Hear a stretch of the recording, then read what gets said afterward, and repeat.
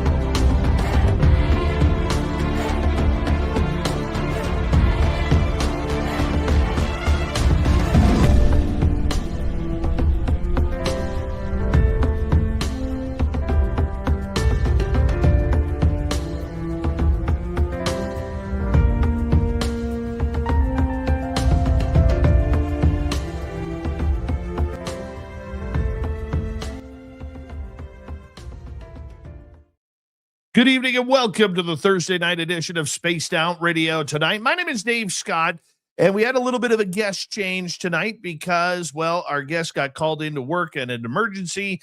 That's what happened. So, B. Arthur, from the Paranormal Portal podcast, Brent Thomas is here. His voice is golden. The golden bee, we call him around here, will be here. So you know it's going to be a fun night as we say hello to each and every one of you, including Eternity Eternal in the gold medal position, T-Bone with a silver, Kitty Cattywhack with a bronze medal tonight. Mel WD-40 is here lubing us up for tonight's show because B said, Mel, I'm not doing the show unless you lube me up. So Mel is over at B's studio right now, lubing him up as we speak. He's on the elbows right now. Good job, Mel. Don't forget to give yourself a shot as well. Race fan, how you doing? Bad Frankie B, what's up? Robert Lamar, thanks for coming on in. Hi there, Thunderhead. And Michael Morris, our attorney at large. How you guys doing? Thank you for coming on in. Necessary Dialogue. Shane Gord, how you guys doing? Crystal Cat, how are you tonight? Thank you for joining us. Stephanie Kenny Blankenship, what is up? Kathy Evans, nice to see you. Jaquetta, nice to have you here. Bigfoot Michigan Rob is here. Bigfoot Rob will be signing autographs after the show. Line up to the left of the studio, if you don't mind, to the left of the studio.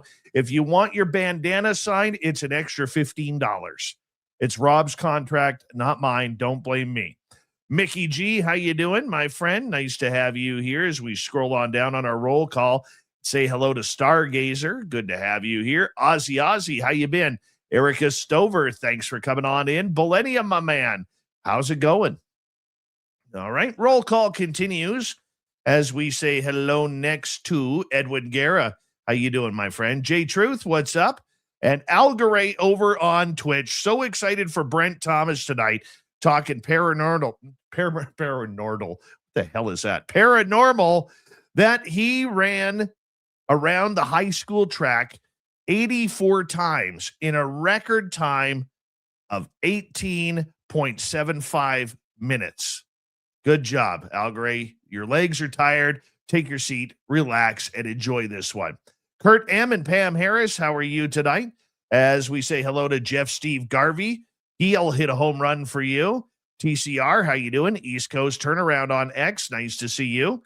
As we scroll on down for our roll call, and we say, Warden Dragon, how are you tonight? Warden Dragon will be signing autographs after the show as well. Line up to the right of the studio, if you don't mind, to the right of the studio. Undead Jed and Hillbilly Herb, how you doing? And who else do we have here? We have, let's scroll on down. No fans. I said you have to wait till after the show to get Rob to sign autographs for you. Don't sign them now, Bigfoot Rob. We got a show to do here. Randolph Guerra, how you doing? Thank you for coming on in. And who is next on our list? Well, let's just scroll down a wee bit here. And let's see. Lisa Smith, Matthew Goodka, and I apologize, I can't speak your language, but hello and welcome to SOR Chat on LinkedIn. Scrolling on down, Kitty Caddywhack, thank you for kicking off the super chat tonight. The super chat is a wonderful way to support what we do on this show on a nightly basis. Parasolo, how are you? Mickey, thank you for the super chat as well. I really appreciate the love. Thank you. Thank you. Let's get the radio side going.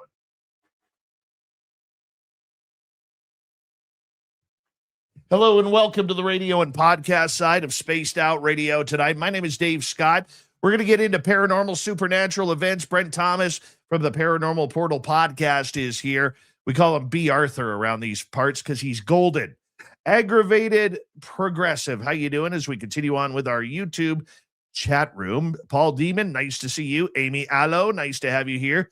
Jerence Carter, nice to have you here. Grandizer, thanks for coming on in. Digger Dog, Paramarv, good to have you guys here. What in Tarnation, nice to see you. And don't forget, our store is always open on our website, spacedoutradio.com. We do not have ugly swag, people. No ugly swag. So throw those horns up, everybody. Let's rock.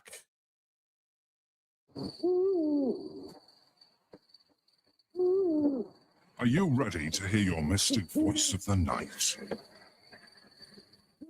It's time to wake up. He's here. Be quiet. He's ready for you to listen. Let's point our ears towards the really happening news. We're together, friends. Oh.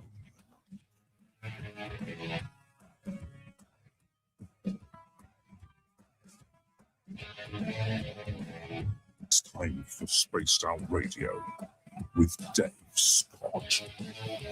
From the mountains of central British Columbia to you listening around the world, this, my friends, is Spaced Out Radio. I am your host, Dave Scott, sitting in the captain's chair of SOR headquarters. We welcome you to tonight's show on our terrestrial affiliates around North America, digitally on every major podcast network.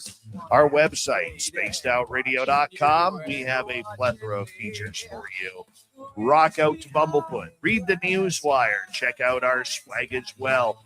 You can follow us on X at Spaced Out Radio, Instagram at Spaced Out Radio Show, and on Patreon in the Space Travelers Club.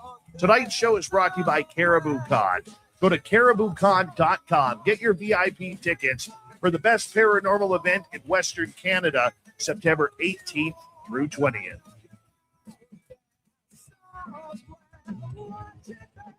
We're going to have an amazing time tonight from the Paranormal Portal podcast. Brent Thomas is here. We're going to get into a lot of paranormal, supernatural, UFO stories.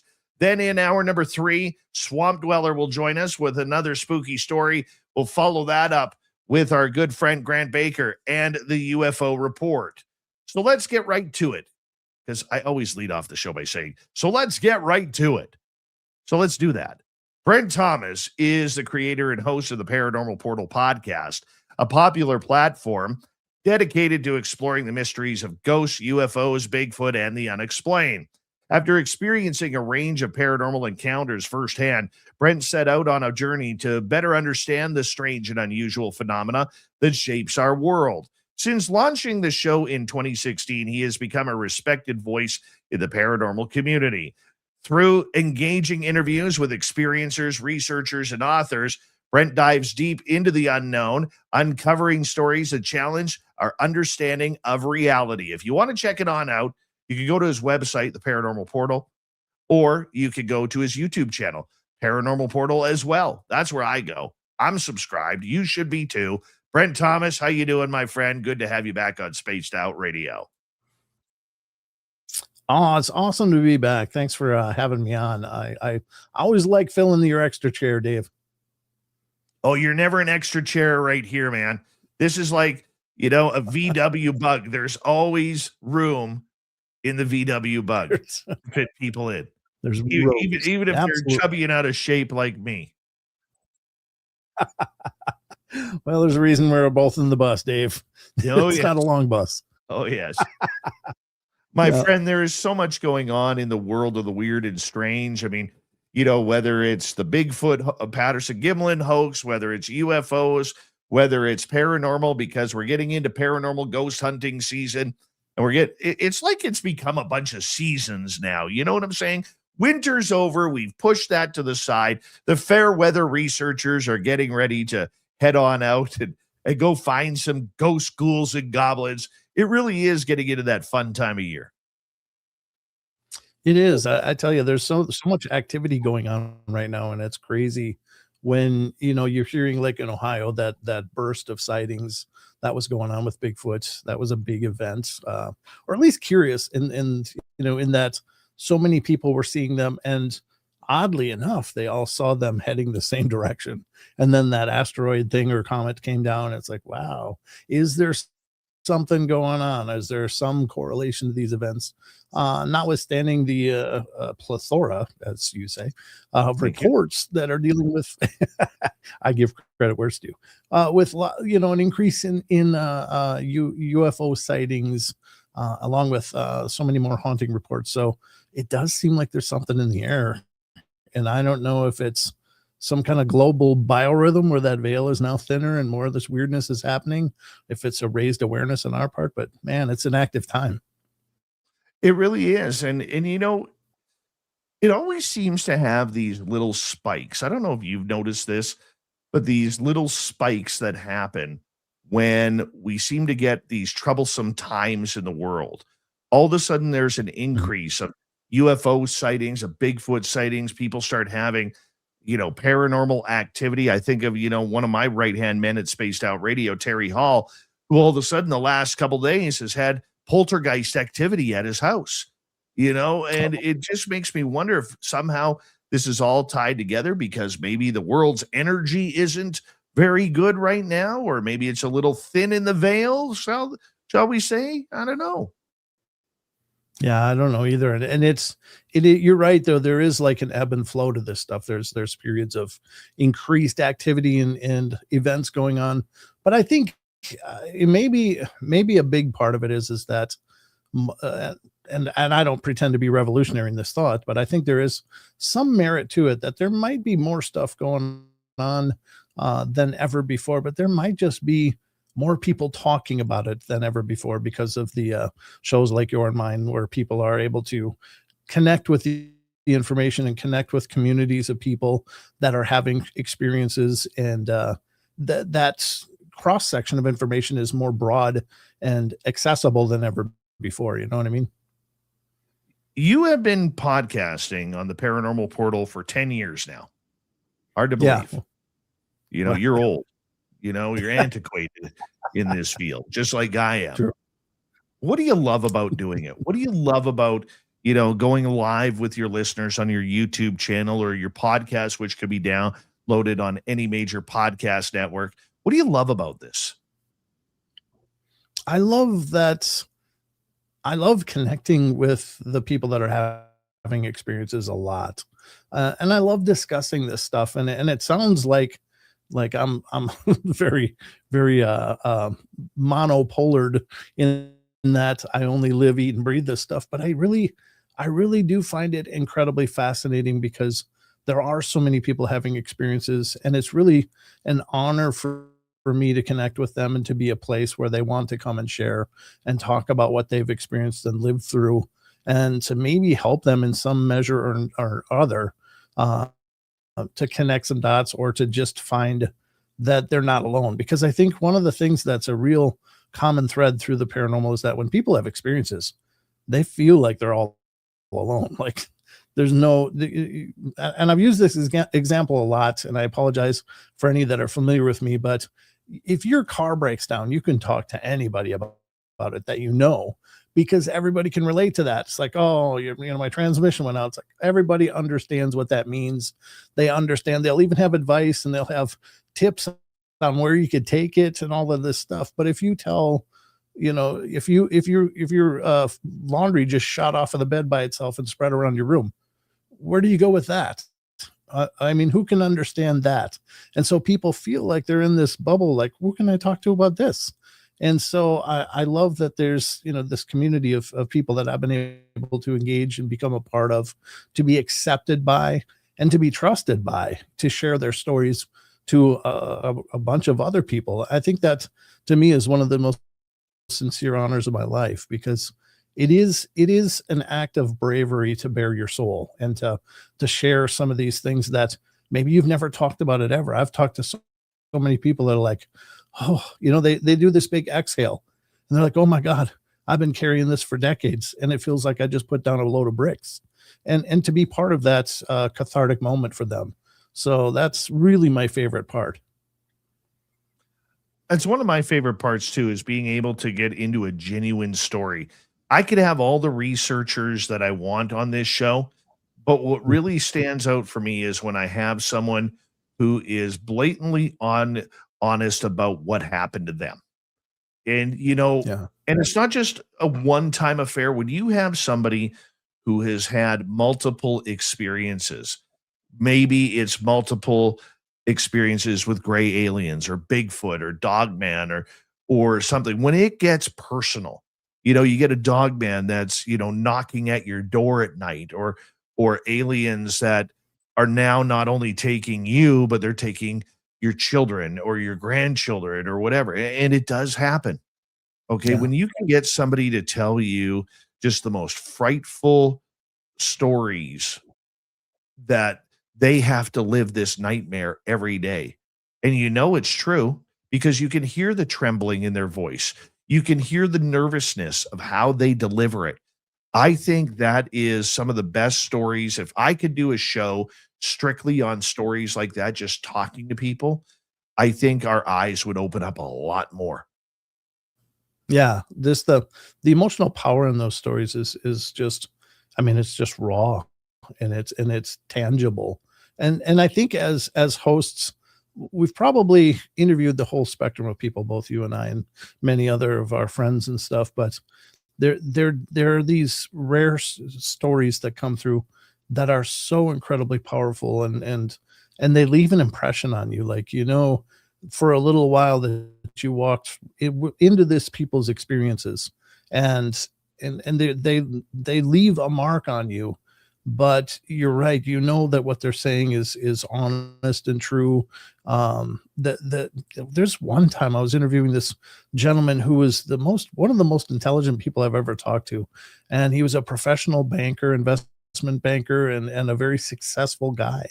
And he came on my show and talked about his abductions, and it was so incredibly powerful that this man, who was a very professional and established and esteemed person, was breaking down in tears and trembling during this experience, because he was, this was thrust into his life, and he was having to try to find balance and a measure of sanity in that. And it's really incredible that people have been through such things. I mean, I've been through a lot of experiences, but I've only been truly terrified on like one or two of them, and the rest of them were like, oh, that's weird.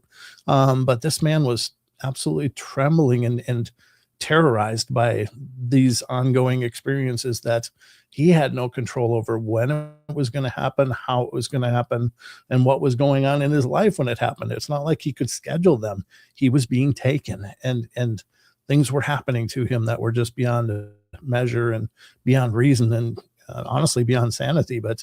But he was still there, and he was still as together as he was. I was really, really impressed. One of the stories that sticks out for me from the past was a gentleman, probably 11. I'm on year 11 now. So probably 10 and a half years ago, I had this gentleman show up in my chat room, and all he would say is hi for weeks and weeks and weeks. The only thing he would say is hi. And then it became, hi, Dave, how you doing? Cause I acknowledge the audience prior to the show. And in our chat rooms, I say hi to everybody. At least I try to. Sometimes I miss. And after about 4 months, he was like, I need to talk with you. I was like, okay. Oh. So he sent me an email just basically telling me how he was a prison guard in a maximum security prison filled with murderers and the worst scum of the earth. And out of nowhere, he started being taken by aliens. And Oh. it got to the point where it was happening multiple times a week. And he was not sleeping. He was too scared to go to sleep. Like, he was not having good encounters. Okay. Like, Yeah. he got the short end of the stick when it came to the nightmarish encounters that we talk about, the needles, the surgeries, the, being on craft and surrounded and gagged and all of this kind of horrible, horrible stuff, to the point where he was ready to say, that's enough, if you know what I'm talking about. Sure. Of And course. somehow he found my show because he couldn't go to his bosses because of where he worked. It would cost him his career. Well, he had a mortgage. He had a wife and family to take care of. Yeah. And he didn't know what to do. And I was the only one he could turn to. And our audience ended up being, in our chat rooms, ended up being people he could talk to because he had no one. His wife Yeah. didn't believe him, and because she was sleeping right beside him. He couldn't talk to his coworkers. He did try, but they would all start the laughter and, oh, it's just stress from the job, and all of this. And it wasn't. And I will never forget, hearing him. I never put him on the air. But I wanted to, but that was up to him. He said, no, I just don't want to do that. But I remember his story well. And I know he still listens because usually when I tell his story, which is about once a year or so, okay, I will get a message from him saying, hey, thanks. It's good that you still cool. remember me and all that kind of stuff. So, but that was the one that really, really probably hit me hard. Yeah, man, poor guy. Again, it's exactly that thing. Where do you go? When you find that your life's turned upside down, it's like all of a sudden your peer group is no longer able to relate, and that.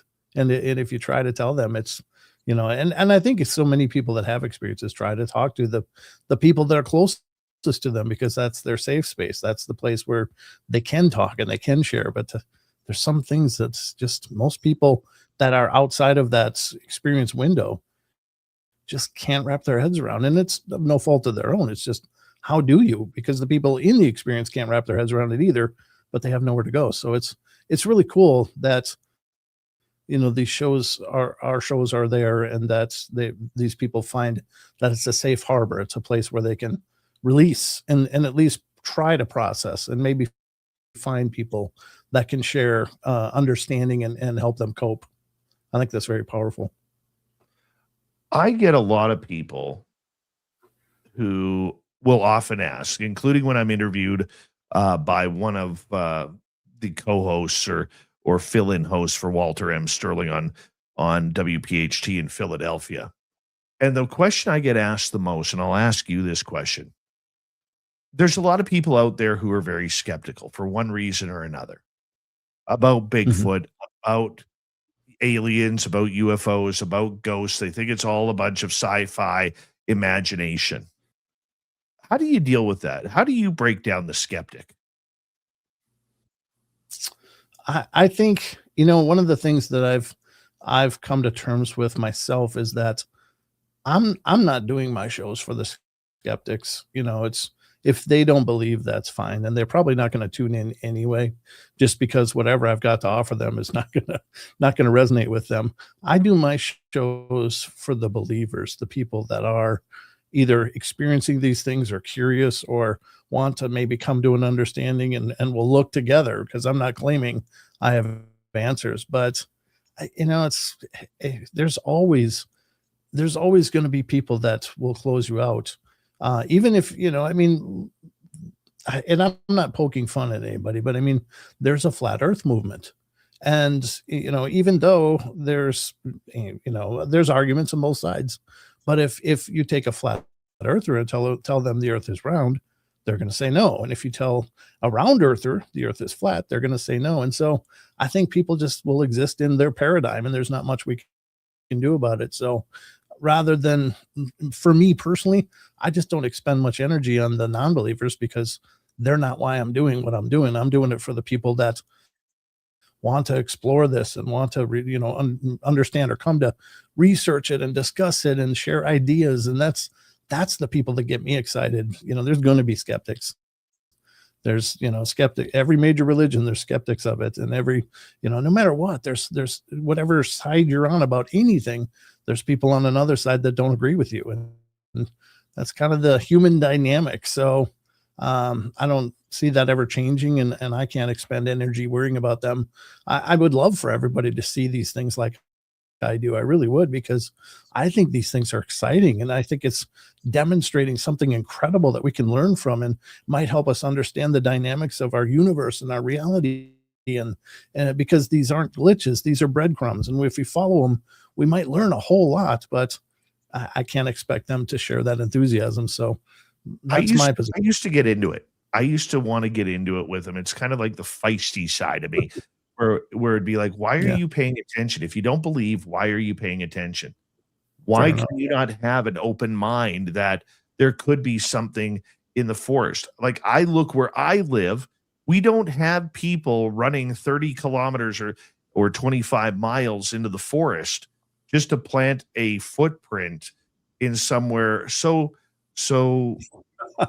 far out there that it's going to, make, somebody a story or something like that. I got those guys with a big footprint.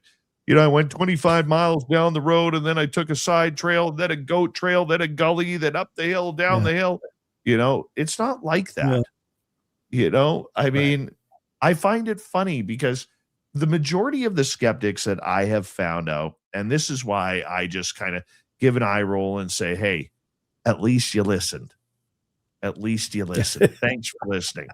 Don't forget to hit subscribe, right? But I started having that attitude because I realized something, Brent. The majority of the skeptics, they're not in the forests. They don't go outside to look up at the sky.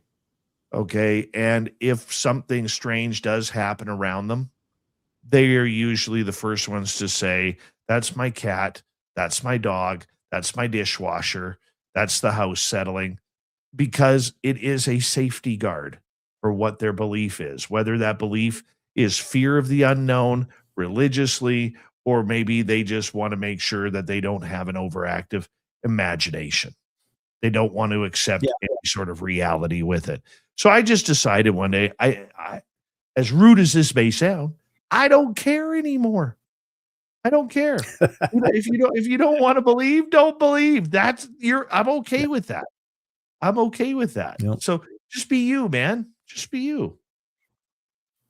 And people will defend their paradigm just voraciously, because that's their safe place. That's the place where their world makes sense. And so if you say, well, that's not really the whole truth of the world, there's more to it. They're like, no, there isn't more truth. There's nothing more except what I believe. And that just couldn't be further from the truth. The world's big, and it's full of possibility. But you'll never convince somebody that doesn't want to believe. Oh, that's very true. That is very true. And there is no point. There is no point to it. But I will say this, though. I do sometimes like getting a little salty. Somebody comes in, your show sucks. Makes a comment online. Your show sucks. Thank you. I appreciate it. But you know what? It sucks so bad that you listened. You listened. Even if it was 15 minutes or less, you listened. But imagine the strength it has to take for somebody who hates your show that much, or hates the programming, or doesn't believe in ghosts or UFOs. Imagine how much strength it has to take them in order to type out that comment. That's what I love. Oh, well, also the haters that will tune in regularly and listen to your whole show just to hear what they hate next. It's like, well, you're still listening. Absolutely. Brent, I'm going to get you to hold on right now, because we are going to go to break. Brent Thomas is here from the Paranormal Portal podcast. You can download it on every major podcast network. You can go hit subscribe on his YouTube channel, the Paranormal Portal podcast. And of course, he will be speaking at Caribou Con 2026 this September 18th through 20th, right here in my hometown, just that way.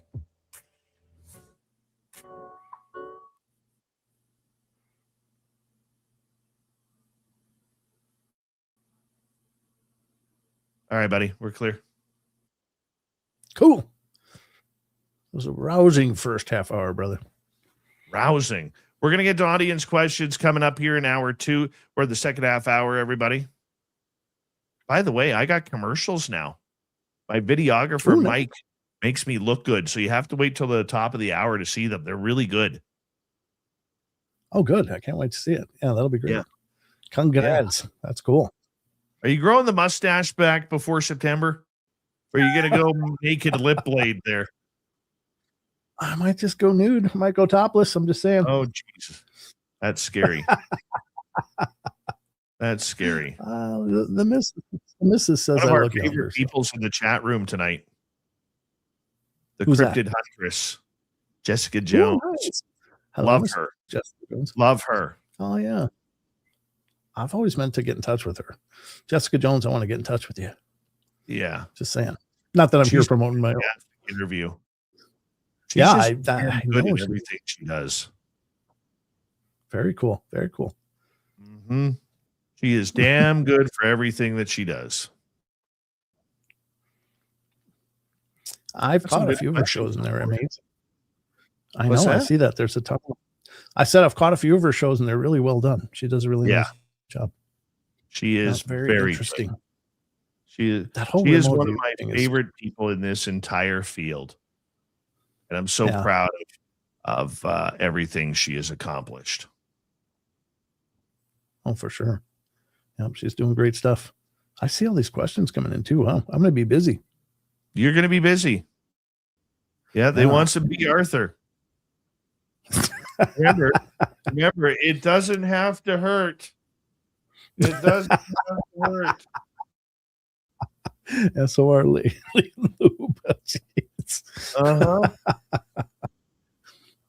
Oh, that's probably a must. Yeah. Now that you think about it. Look at Sandra there. Hi, B. Arthur. It's spreading, Dave. You're creating a thing with this B. Arthur stuff. Mm-hmm. Regan Bogan Krieger, how are you doing tonight? Just to spread the share on this. My nickname for Dave is Betty White. So hey, I got some love in here earlier too. I gotta find it here. Where is it here? Okay. Hold on. I got love too. Somebody actually loved me in the chat room. Where's the comment? When I saw it, I was like, shucks. Shucks. Aww. We all love you, Dave. It was from Amy Allo. Amy Allo showed me some love in the chat room. She's like, I love you, Dave. I love you. And I'm like, I love you back, cool. Amy Allo. No dry probing, Mel says. Yeah, that would not be good. Magnus for Magnuson, how you doing? Jessica, thank you. I need a haircut bad. Yeah, it's getting you have very thick hair, don't you? I'm taking off the beard. I've decided I am taking off the beard. I'm going I'm not going to go fully no beard, but I'm going to get rid of this part. Yeah. Yep. What I have a reason. Summer heat? I have a reason, but I got to keep it to me right now. Okay. But I'll be honest with you, dude. No, I'll just be honest. Okay. Look at this. Look at Fap here. I confused Dave with Rosie O'Donnell. Wow. That's all right. I think Rosie has a luscious beard. Is that between Joy Behar and Whoopi Goldberg? He's about as funny too. Although that one was good. No, man. I'm tired of looking old. Oh, makes me look old. No. Yeah. So I'm here to tell you, I color my hair. My hair is all white, just like yours, dude. I may color it. I color my hair. I may have a beard and color it. just because I can. Well, Spiraling 69, how you Well. doing? How you doing? And it's going to motivate me to get back in the gym and go pump some weights again. good for you. Good for you. Yeah. Because I'm still I'll waiting see for that the motivation. big double chin hanging out here. Archon, how you Oh. doing? Big thank you tonight to Mickey and Kitty. Thank you very much for the super chats. It's a wonderful way to support what we do on this show on a nightly basis. You know, but I also I have to grow it again though, because Von Patrick, who is coming to Caribou Con, says he will pay to shave my beard. So hold on, here we go. Ooh.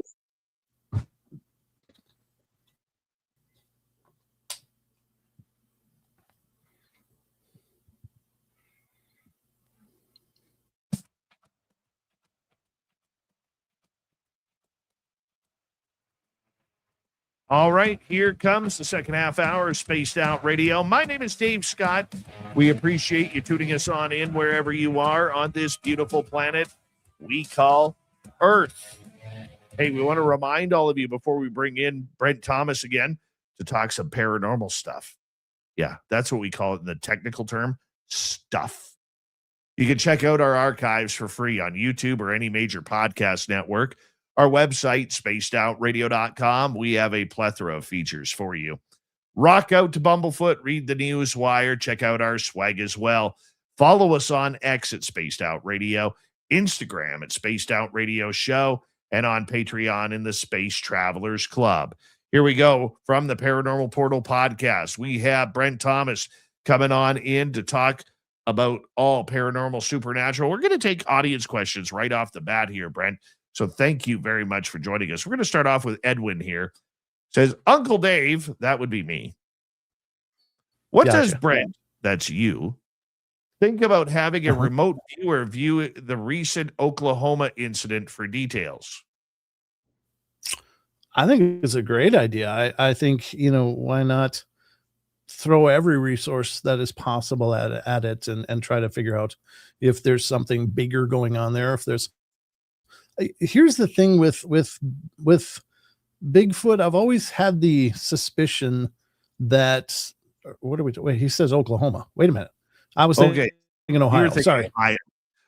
Have you heard the Oklahoma incident?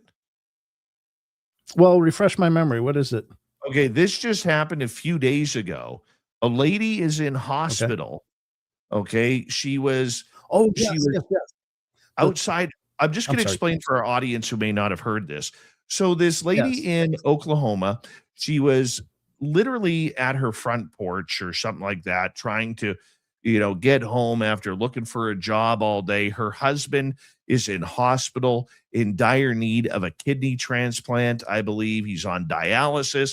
Things are not looking good. And she's decided she needs to go back to work because, there's medical bills to cover. And she gets home. She is on her patio, and as she's going to her door, she hears this deep growl right behind her. And then all of a sudden, something attacks her, and she's got bite marks all over her body. I mean, to the point where it may end up causing her to lose an arm. Her body was just absolutely trashed and thrashed by whatever this is.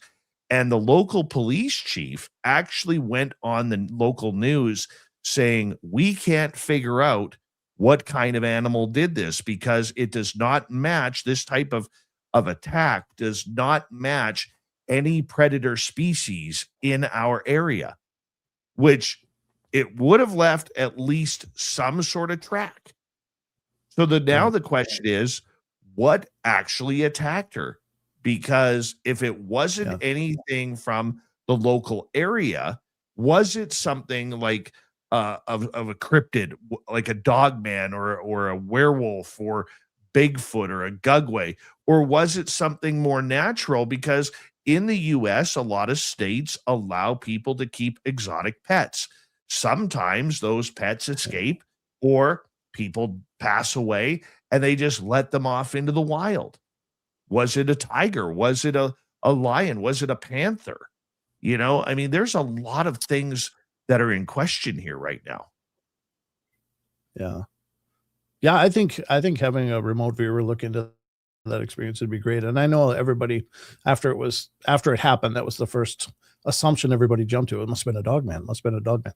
And it was described by the lady as dog-like. So whatever it was similar to a dog, I guess. But when you hear dogman reports, they are similar to dogs. They have the canid features, the snout, the whole 9 yards, but different enough that you can't really confuse the two, generally speaking.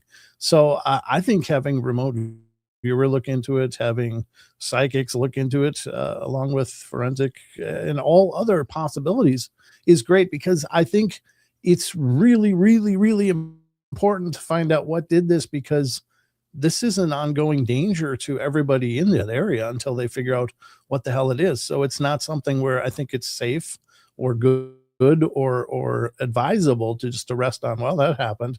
Phew, that sucks. I think they have to find answers. And I think that you exhaust every variable and every possibility you have, because who's next? Who's next? What if it's anybody, it doesn't matter, but I'm just thinking of like, how easy a target would a kid be, and this has got to get solved. Absolutely. So use everything we got. Well, I mean, here's the thing though. We have a history of police not telling us what went on when it could be something strange. It harkens me back to the story a few years ago from North Dakota, where that little boy was taken from his yard. He was gone for 2.5 days. He was only like 3-4 years old. It was winter time, and he was found in a briar patch where the police had already checked, and search and rescue had checked 4 or 5 times. And when they finally heard the boy and found him in this briar patch along this path that they had gone past numerous times, they brought him out. There was no scratches. There was no hypothermia. There was no anything towards his health. Yeah. And when they asked him, where were you? This little boy came out and said, the big teddy bear kept me warm at night.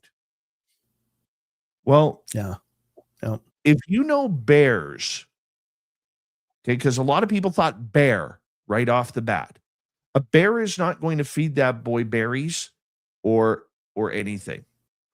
Okay. A bear is going to be, if you've ever, statistically, if you go look at the stats of bears, they're very angry when they wake up from early in hibernation. They're hungry, they're angry, and they would be looking for a meal. A child at 4 years old would be a meal, and a free meal at that. A bear isn't going to cuddle a child and then put them in the middle of a briar patch. We know it was a Bigfoot. They just don't want to admit it. There was no signs of human interaction with that boy. And then when you take this case now of the lady in Oklahoma on whatever attacked her, sure, could it have been one of those very large breeded dogs that, like that are bigger and wider than a Great Dane? Okay, sure. Is there somebody around that area that has a dog that size? Probably not. But you never know. Some of these mastiffs could get to 200 pounds plus. Yeah. So could it have been one of those? I don't know. Your thoughts, Brent? Yeah, I think there's any number of possibilities.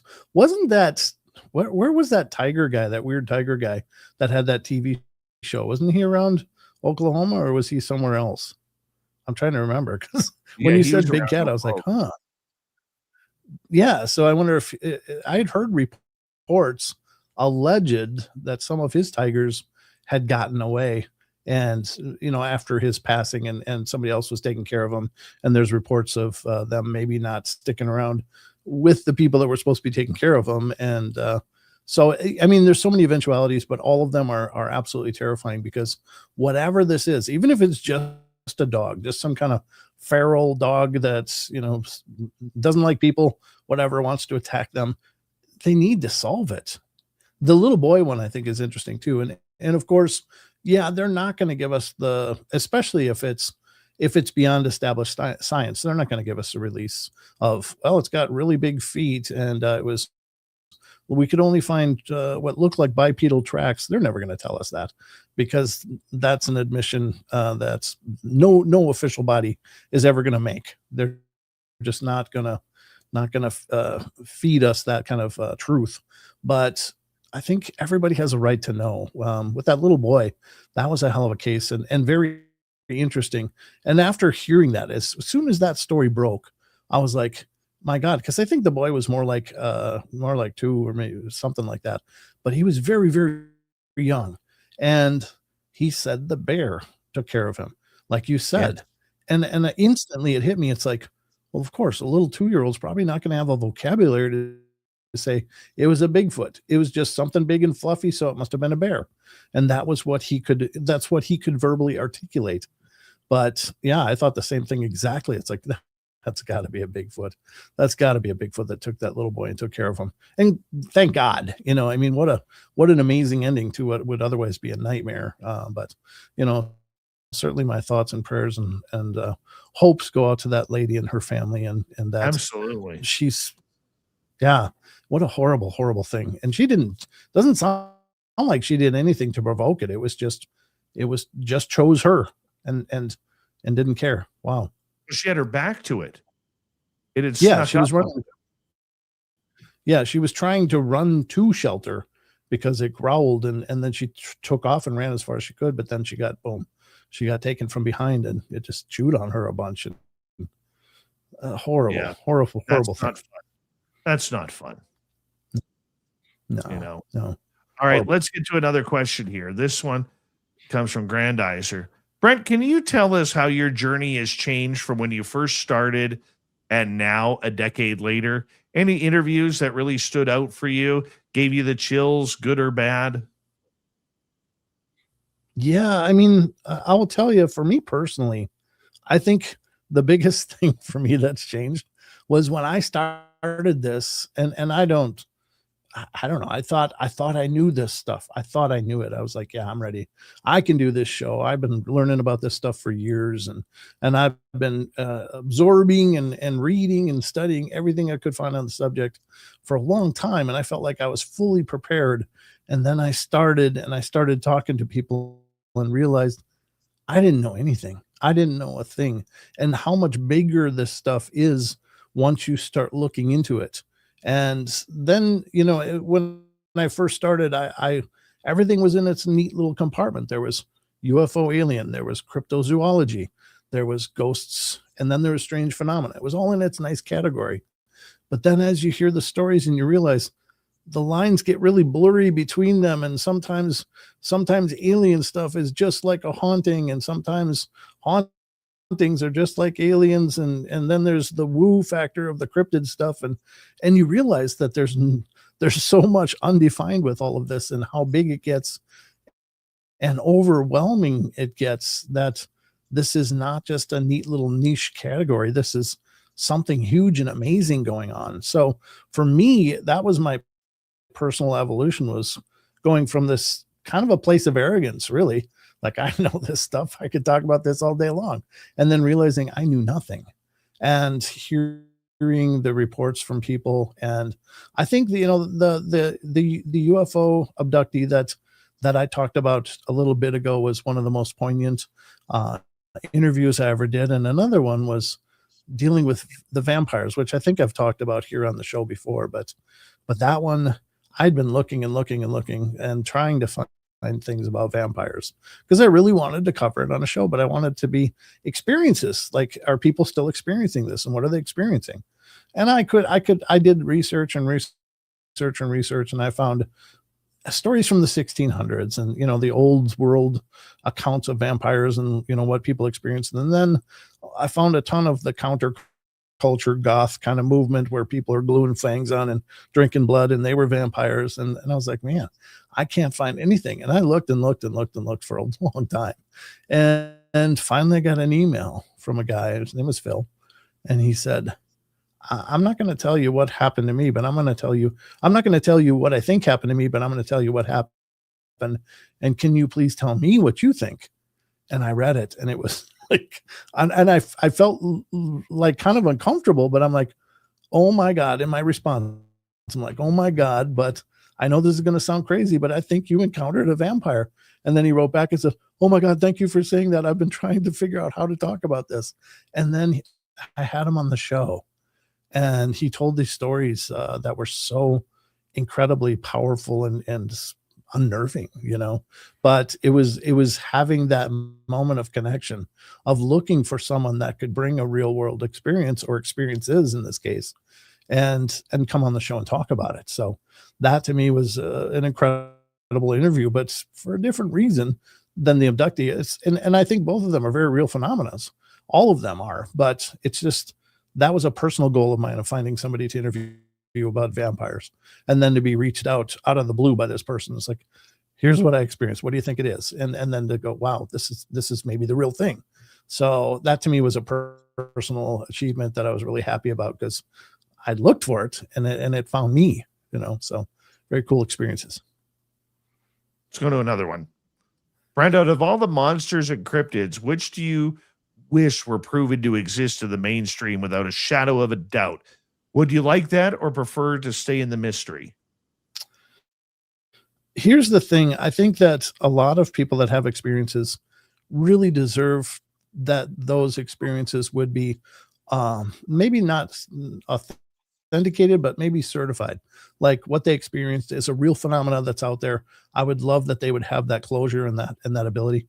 However, I know that if we ever officially come out and say, hey, look, Bigfoot's real, they came out and said it's absolutely real, it's out there, I think that it would create a domino effect that might forever alter what piece and space of the world that they have left. Because as soon as that's authenticated, everybody's going to pack their family into the family truckster and head out to the wild places to look to see a Bigfoot of their own. And I think that is inadvertently going to put a lot of pressure on what might already be a very fragile population of beings that are surviving with our absence, not with our presence, but with our absence. And that once everybody starts running to the wild places, that it may be pushing families out of traditions of hundreds or thousands of years of following a pattern of foraging and gathering and stuff. Well, suddenly there's hundreds of new people coming out looking for them, and it might throw them into the abyss, so to speak, and we would end up destroying what we love.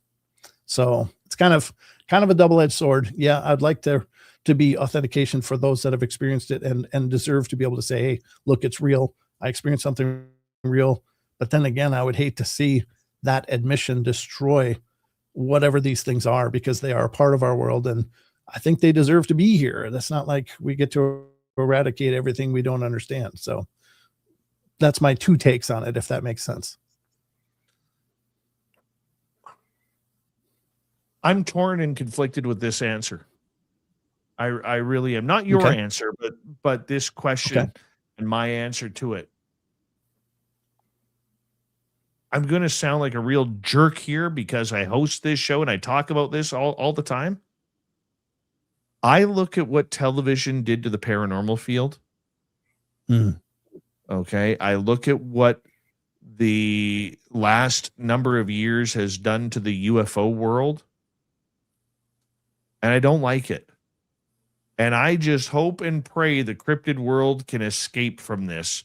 Yes, there's cryptid, Bigfoot television shows out there, okay, from Not Finding Bigfoot to, Expedition Bigfoot or whatever it's called. There are a lot of them out there, but they never find anything. They may get a hit on thermal, but you never know if that's actually a Bigfoot or just the producer out there taking a whiz. Okay, like you don't know. Sure. I don't really want it to be found. Not because I'm being selfish, but because I don't want the hunters going in there.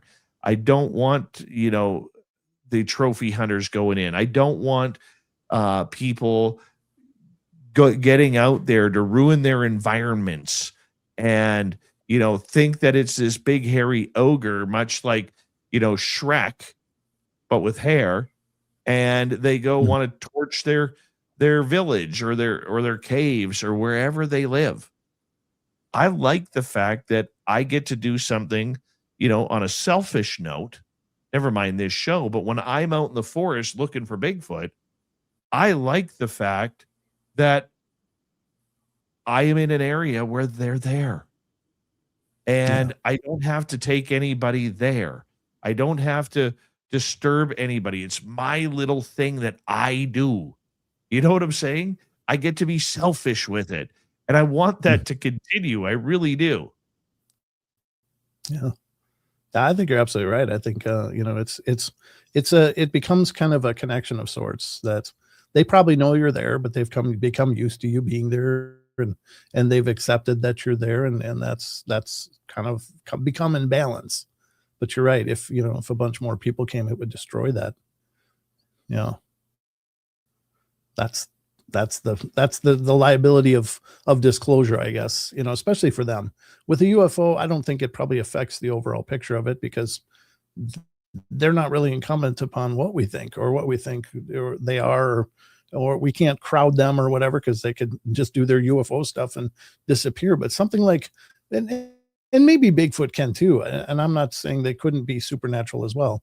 I'm just saying I don't really understand that, but I do allow for the possibility.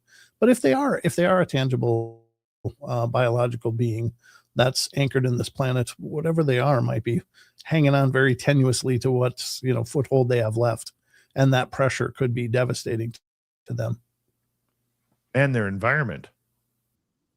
Yeah, absolutely, sure. Yep. That's the scary part, is what is it going to do to their environment? Right? That's where it gets a little. We got time for one more question here before we got to go to break here. Brent, if you could interview one person on your Paranormal Portal podcast section that you never had, who would it be? This could be either a VIP guest or an expert on the topic that have yet to be interviewed. I think it would be great to have Jessica Jones on. That would be wonderful. Here's the thing. I've certainly enjoyed interviewing some of the quote unquote celebrity people that I have, and they've been wonderful people. And I really appreciate that they came on and had a discussion with me. And I've interviewed lots of, just everyday people like myself. And I've enjoyed all of those conversations. So I'm not actively like looking for the name or, that kind of thing anymore, because honestly, some of my best performing shows have been, Joe Average, who had some incredible experiences. They weren't when I interviewed George Norrie or Ronnie LeBlanc or any other number of people that I've interviewed. Those weren't the big shows for me. So if I'm looking at it performatively, my best shows are when I'm talking to everyday people having very real experiences. And so I realized that chasing names for this, at least for me and my audience, doesn't seem to matter. But what I'm most interested in talking to are people that have very real experiences that they want to share and want to bring to the table. I think that to me is most powerful. And it sounds maybe like a cop-out, but I couldn't be more sincere. Like, I did think for a long time, look, if I could just get this person on the show, it'll really make things expand and grow for me. And it didn't. And it's not because these names weren't wonderful and we didn't have a great talk, because we did, but it was just that my listeners are much like me. They're wanting to understand the events, not necessarily as much focused on who had them, So certainly there's people I'd love to talk to, like George Knapp. I'd love to talk to Area 51 guy. I'm so terrible with names. It's a personal dyslexia of mine. Thank you. Bob Lazar. I would think it would be amazing. I have the contact information for Travis Walton, and I talked to him and he said he'd come on, but I haven't reached out to him yet. But, there's lots of amazing people in all of these fields, like, any of the investigators looking for ghost stuff would be fun to talk to, just because it'd be neat to hear their experiences. But I'm okay if it's just people like you and me that want to come forward and be on. So I hope that answers it. I don't know. That's a beautiful answer. That's a beautiful answer. It really is. I would love to interview Robert Bigelow. That's who I want to interview. Oh, that would be a good one. Yeah. Ranch. Brent Thomas from the Paranormal Portal podcast can be found on YouTube or any major podcast network. We will continue the discussion of all things paranormal and supernatural when we return. This is Spaced Out Radio with host Dave Scott.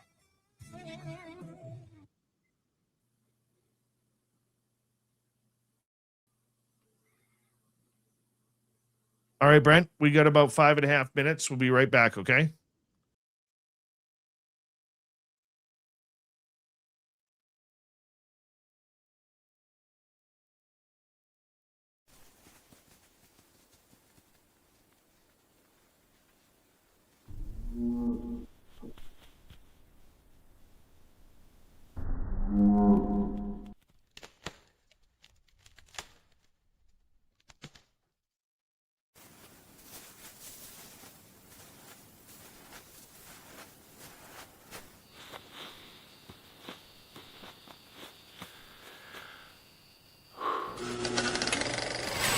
Our merch is Bigfoot approved. We have t-shirts, we have mugs, we have hoodies, we have socks, we have hats, we have stickers, and so much more. Whatever you're looking for, we have you covered. Why just be a fan of the paranormal when you can buy Spaced Out Radio merch and look the part? Our merch ain't ugly, folks. Check out the Spaced Out Radio store. Find the link in the description below. Spaced Out Radio wants to hear from you. We love our community, and your voice truly matters. Drop a comment after every show and let us know what you thought. Agree with our guests? Tell us why. Disagree? We want to hear that too. We read every single comment. Jump into the live chat during the broadcast and be part of the conversation in real time. Got a killer topic idea? Your suggestions help shape the show. And if you want to take it even further, join our Patreon for bonus content and direct feedback opportunities with Dave and the team. This is your show as much as it is ours. Whether you're a longtime listener or brand new, we want your thoughts, your questions, and your ideas. And let's keep building this incredible community together. Spaced Out Radio, where the conversation never ends. What are you waiting for? We're listening.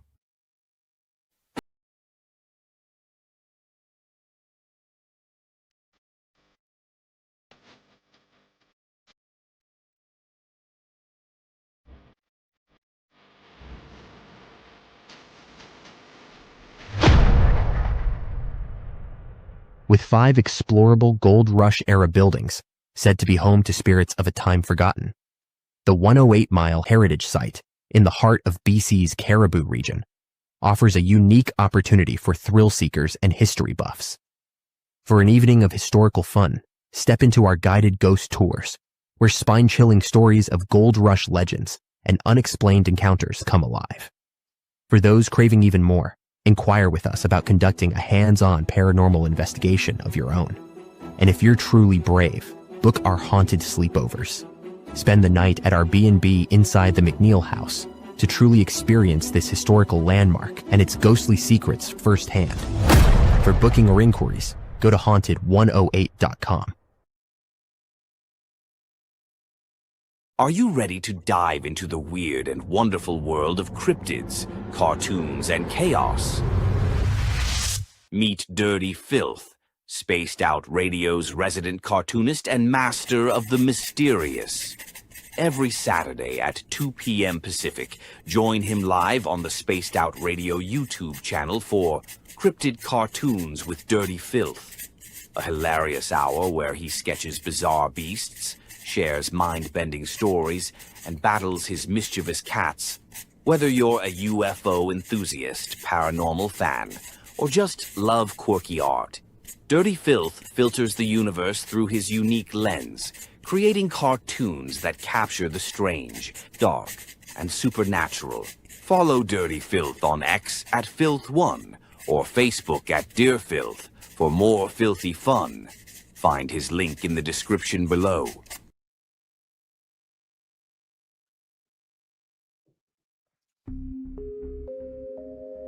lurking within the forested region of the 108-mile ranch, where the worlds of the normal and paranormal collide. CaribouCon is waiting for you, bringing together a panel of renowned experts in the paranormal, cryptid research, and UFO phenomena fields. Get ready for a spine-tingling weekend in the heart of British Columbia.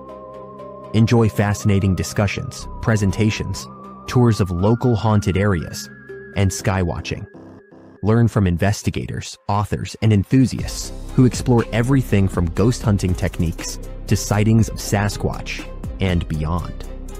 Whether you're a seasoned paranormal researcher or just love a good spooky story, this is your chance to connect with fellow enthusiasts in one of BC's most mysterious areas.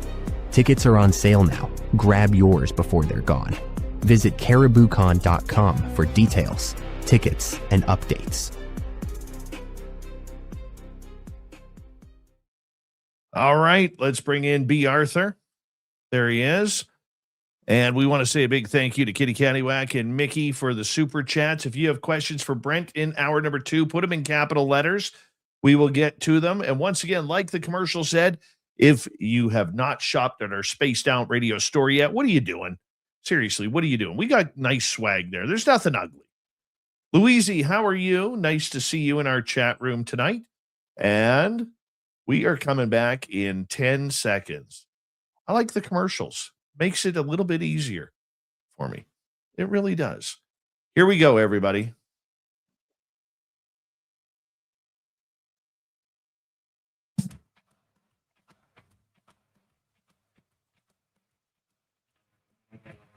We are into the second hour of Spaced Out Radio tonight from the Paranormal Podcast. I think that the Paranormal Portal Podcast. Brent Thomas is here with us as we are hanging on out, having a good time tonight. Hey, I want to say hello to all of you listening in on our terrestrial affiliates around North America, digitally on every major podcast network. Our website, spacedoutradio.com. We have a plethora of features for you. Rock out to Bumblefoot. Read the news wire. Check out our swag as well. You can follow us on X at Spaced Out Radio, Instagram at Spaced Out Radio Show, and on Patreon in the Space Travelers Club. The Desert Clam has set the password for tonight in the SOR Space Travelers Club. Benefic. Benefic is your password. Use it wisely, Space Travelers, as the Clam sets the password each and every night right here on Spaced Out Radio. Let's bring him on in. Brent Thomas from the Paranormal Portal Podcast. Hanging on out. We are talking all things paranormal, supernatural tonight. It's been a lot of fun in hour number 1. I know it's going to continue in hour number 2. Brent, welcome back. Hey, it's great being here, brother. Thanks again for having me back. I love being here with you. Tell everybody where they can find your show. Well, you can find my shows. Well, there's, first of all, let me differentiate. Paranormal Portal is the name of all my shows. There's 2 very distinct shows, though. There's the live streams on YouTube, which are more of a paranormal variety show with sometimes guests, but generally speaking, it's just me and my audience having a good time discussing a myriad of different topics under the umbrella of the paranormal. And then it's also a podcast, which is audio only and is available on all the podcasting applications. So it's 2 distinctly different shows with the same name, which is probably stupid on my part, but that's just how I roll. And you can find out information of all of those if you go to paranormalportal.net. And that's my homepage for the Paranormal Portal. And hopefully it'll help you find the information you need, connect with me on social medias, or find the shows themselves. Love it. Good job. Good job. We got some audience questions. Thanks, here for you. I'm going to start off with aggravated here. Brent, what was your scariest haunted house experience? Ooh, probably. This is a tough one for me because so far, I'm saying so far, I'm not trying to sound arrogant. I'm not trying to sound like a He-Man. I'm not scared of nothing kind of thing, because I'm sure I can and probably will be scared eventually. But so far in my investigations and in my own experiences, I have not experienced anything that made me feel frightened. I've experienced plenty of activity, but I haven't experienced anything anything that made me go, oh, I'm afraid. I don't know why that is for sure. Maybe it's the fact that whatever was doing the disruption wasn't giving off that evil vibe, because that would change things, of course. But whatever happened, they happened, and I found it fascinating, really. So I've experienced lots of different things. There was one that kind of creeped me out, though.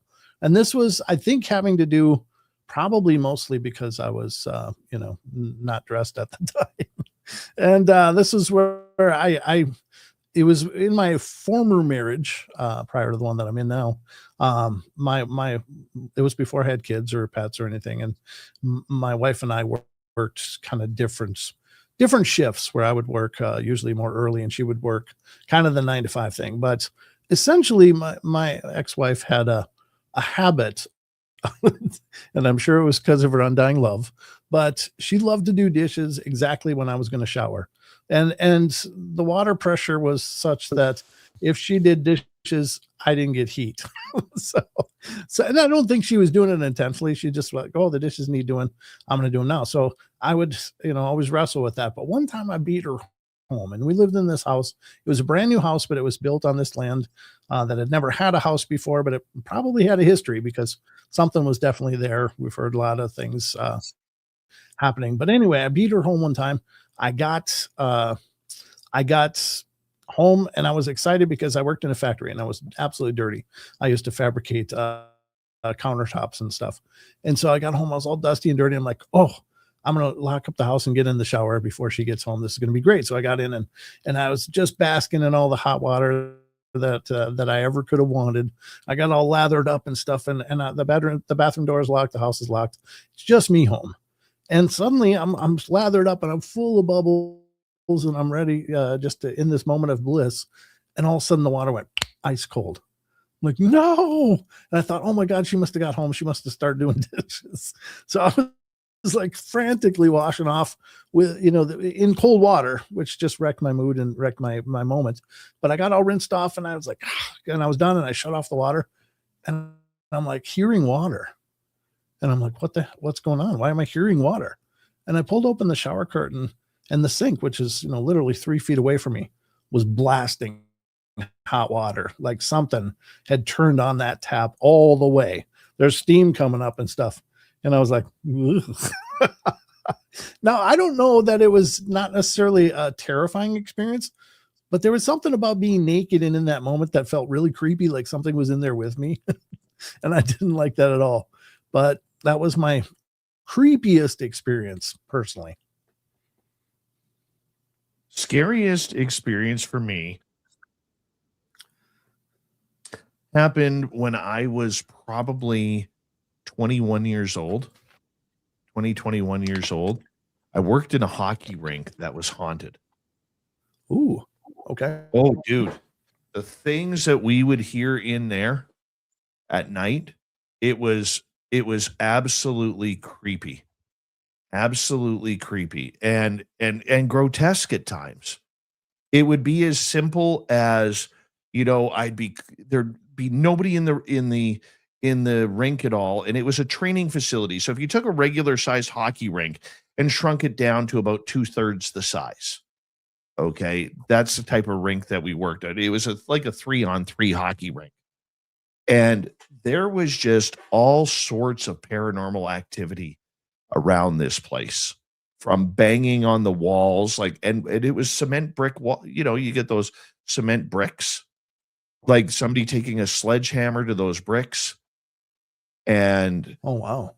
And then, I remember one time cleaning up the dressing rooms because I was going out with my cousin and his girlfriend after work. It was about 11 o'clock at night. We were going to go to the bar.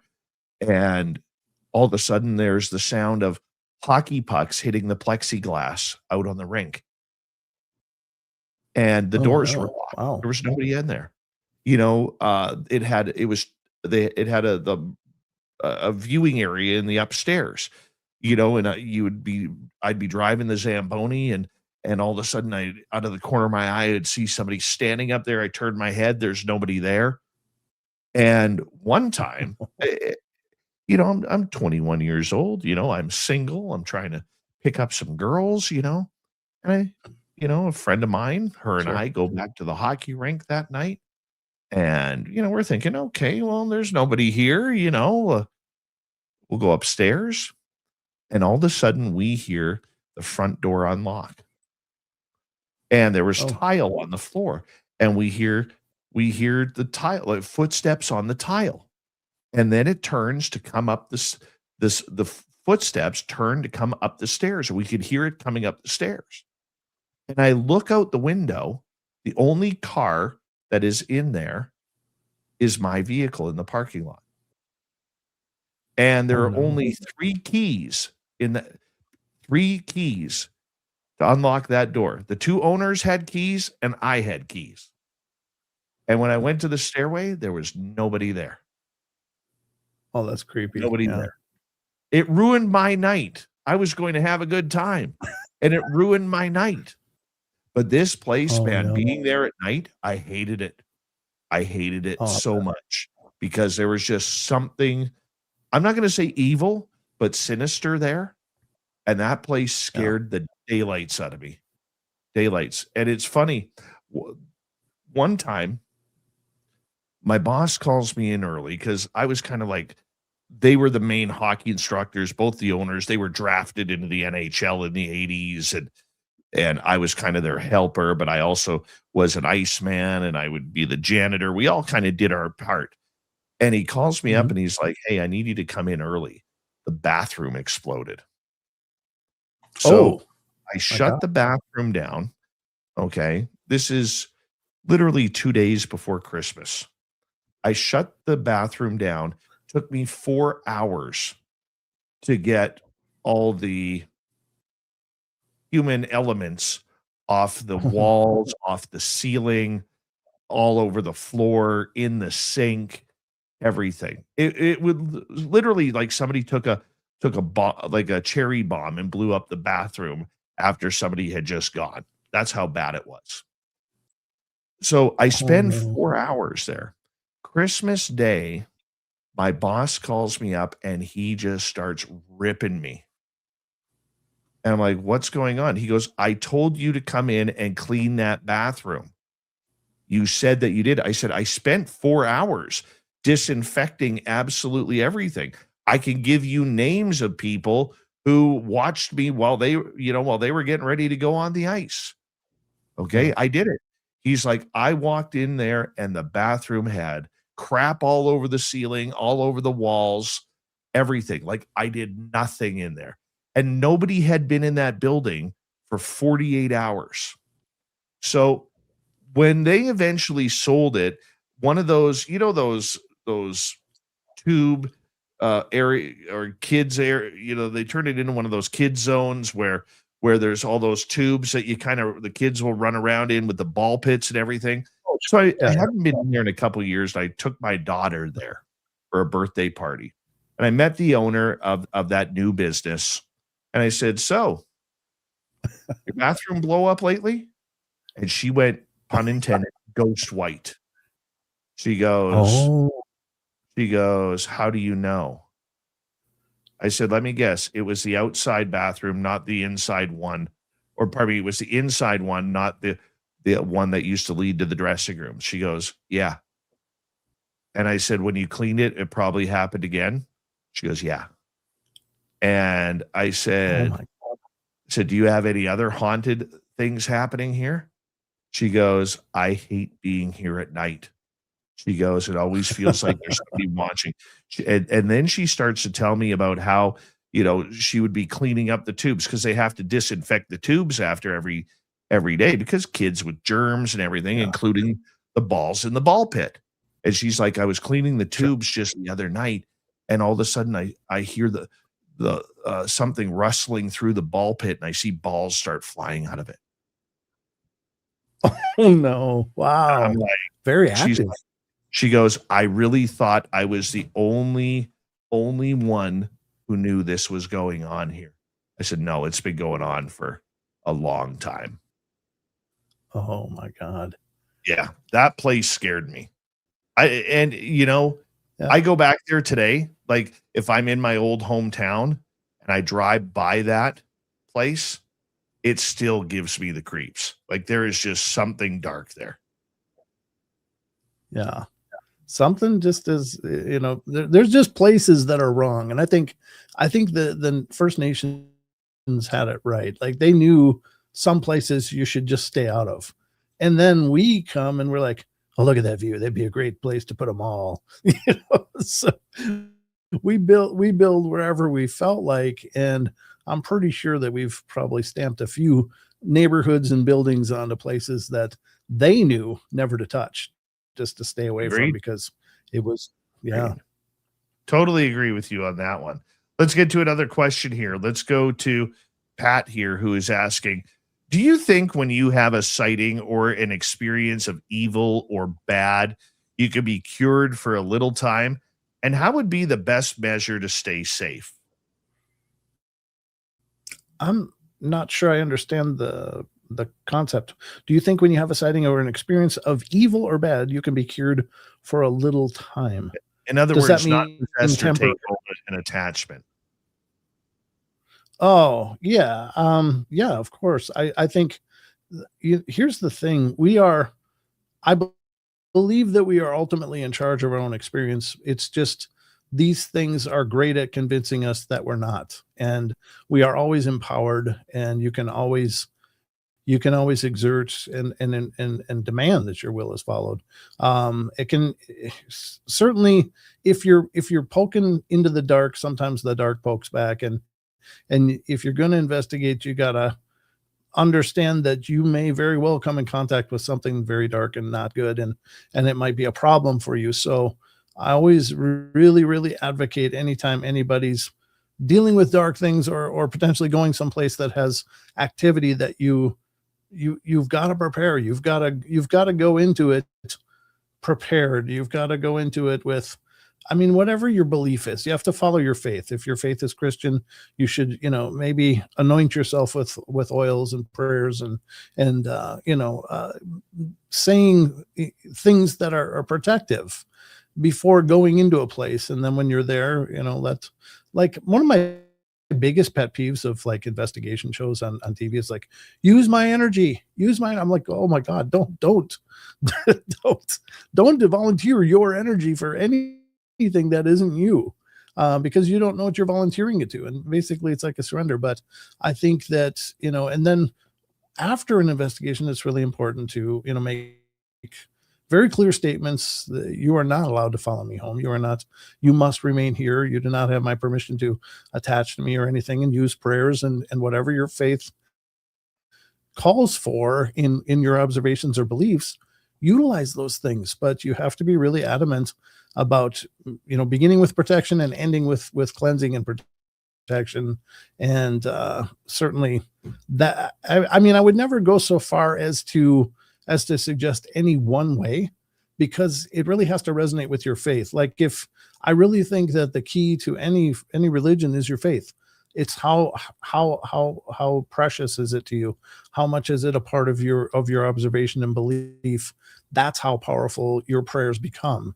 It's magnified by you. So like, and I've said this for years, but I think if you firmly and fully believe with all of your being that you had a piece of cheese that was absolutely divine, that you could probably cast out demons with it, because it's your faith that creates that multiplier. Now, honestly, I'm being tongue in cheek with that, but I'm just speaking to the importance of what you believe. So in other words, as a, let's say you're a Christian, if I give you some Buddhist mantra to repeat and to dictate, or something from the Hindu faith or whatever, it's probably not going to be very effective for you, because it's not something that you apply your own faith to. But if you're a Christian and I gave you, you say the Lord's Prayer, and you say this psalm and this, this other, recite this verse, then it becomes powerful. Well, it is because you make it powerful with your faith. So, just take the time to protect yourself, both going in and coming out of a situation. If you feel like you've been touched by something and it's like lingering, if you can't take care of it yourself, get somebody within your faith that can. And I think you can always get help from those things. It's just we oftentimes think, oh my God, something moved. Nothing touched it. This thing is more powerful than me. I'm weak. And that's the first mistake. Don't ever, admit any kind of weakness, So that's my personal observation. I would agree with you on that. It doesn't matter whether you're cursed or whether you're with somebody who is possessed or whatever. It's funny because I ran into a lady the other day in my town who got possessed while on my ghost tour, like literally possessed. I'd never seen it before. And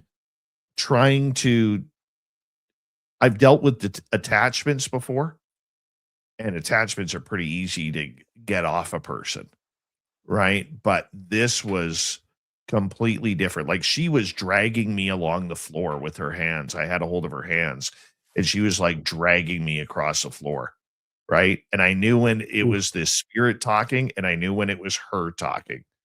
And she won't come back. She's like, no, I've had enough of that kind of stuff. It scared me too. But you're right. That fear came into me. Like, what do? I don't know how to do this. And then eventually it's just like, no, that thing doesn't have any power. I have to take its power away from her. And then it attached itself to me, which I was okay with because it was out of her. Okay. And then I dealt with it, and got rid of the attachment.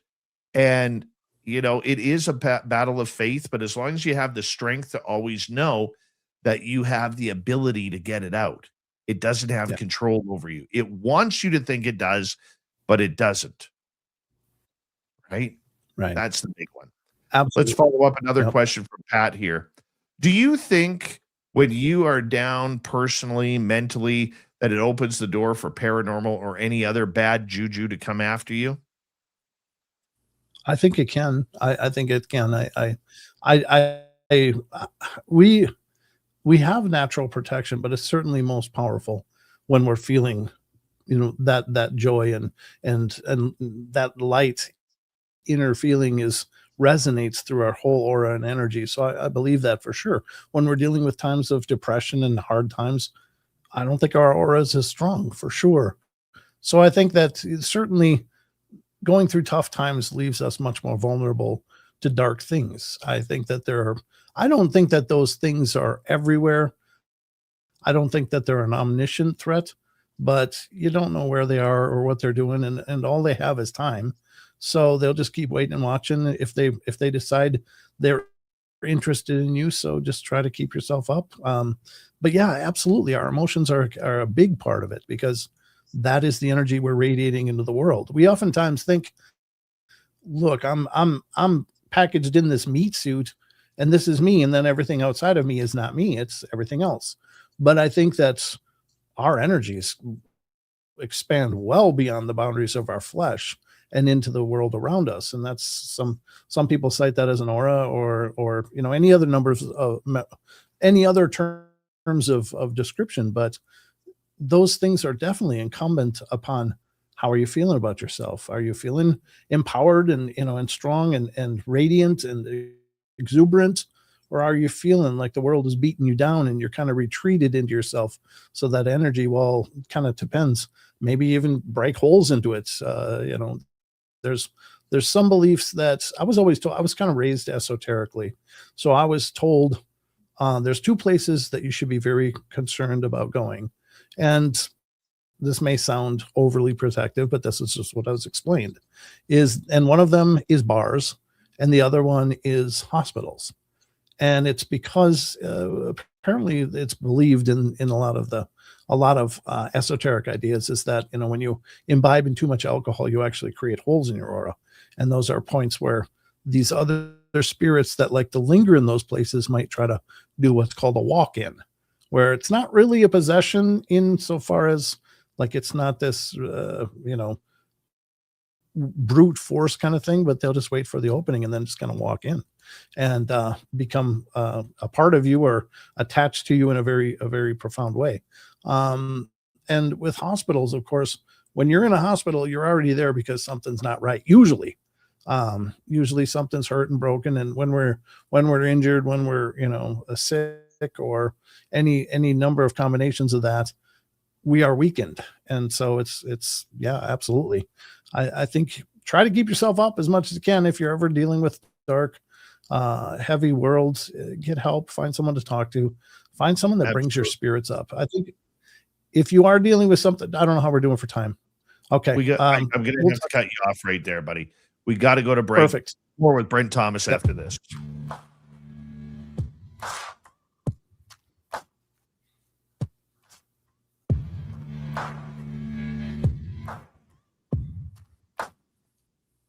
You're listening to Spaced Out Radio with your host, Dave Scott.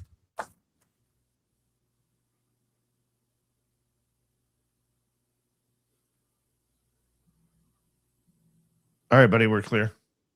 I can get rambling, man. I can get going. It's like, and then I want to say this. All right. And then I realize you sounded good. Well, thank you. Now I forgot what I was going to say anyway, but it felt profound at the moment. You look good doing it. Oh, thank you, brother. I got to tell you, I've really missed connecting with you on shows and stuff. We haven't done it for quite a while, but I always have a great time, hanging out with you and just doing this. Thanks, it's the feelings are neat. mutual. I appreciate it, brother.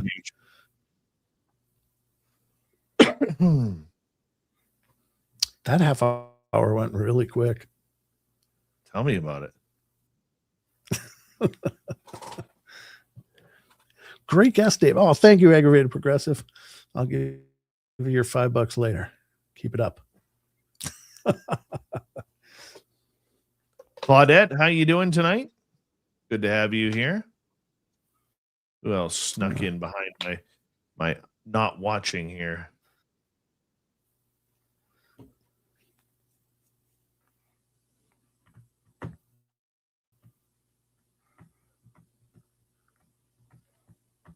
Dave's a chill dude for sure.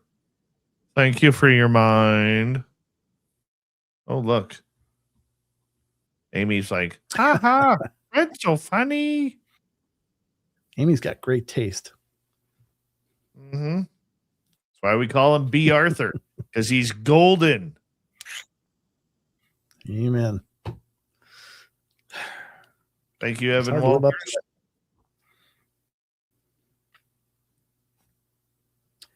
I think I know Brent from 2 minutes someplace else. Very good. Yeah. I think you do too, Beth. Just saying. Shell Bell, how are you? I didn't know you were a Red Sox fan. Shell Bell. Yeah. It's neat to see, like, even being on your show, it's like being on my show, how many of our audience we share. It's just so cool. I know. Felipe, Obviously, how you doing, buddy? We have an incredible audience. You have an incredible studio with a big blue dot flashing behind you. Yes, I like to loop it. It's a portal, right? Who doesn't loop? Who doesn't loop? Wilfred Brimley, how's the diabetes tonight? Give us an update.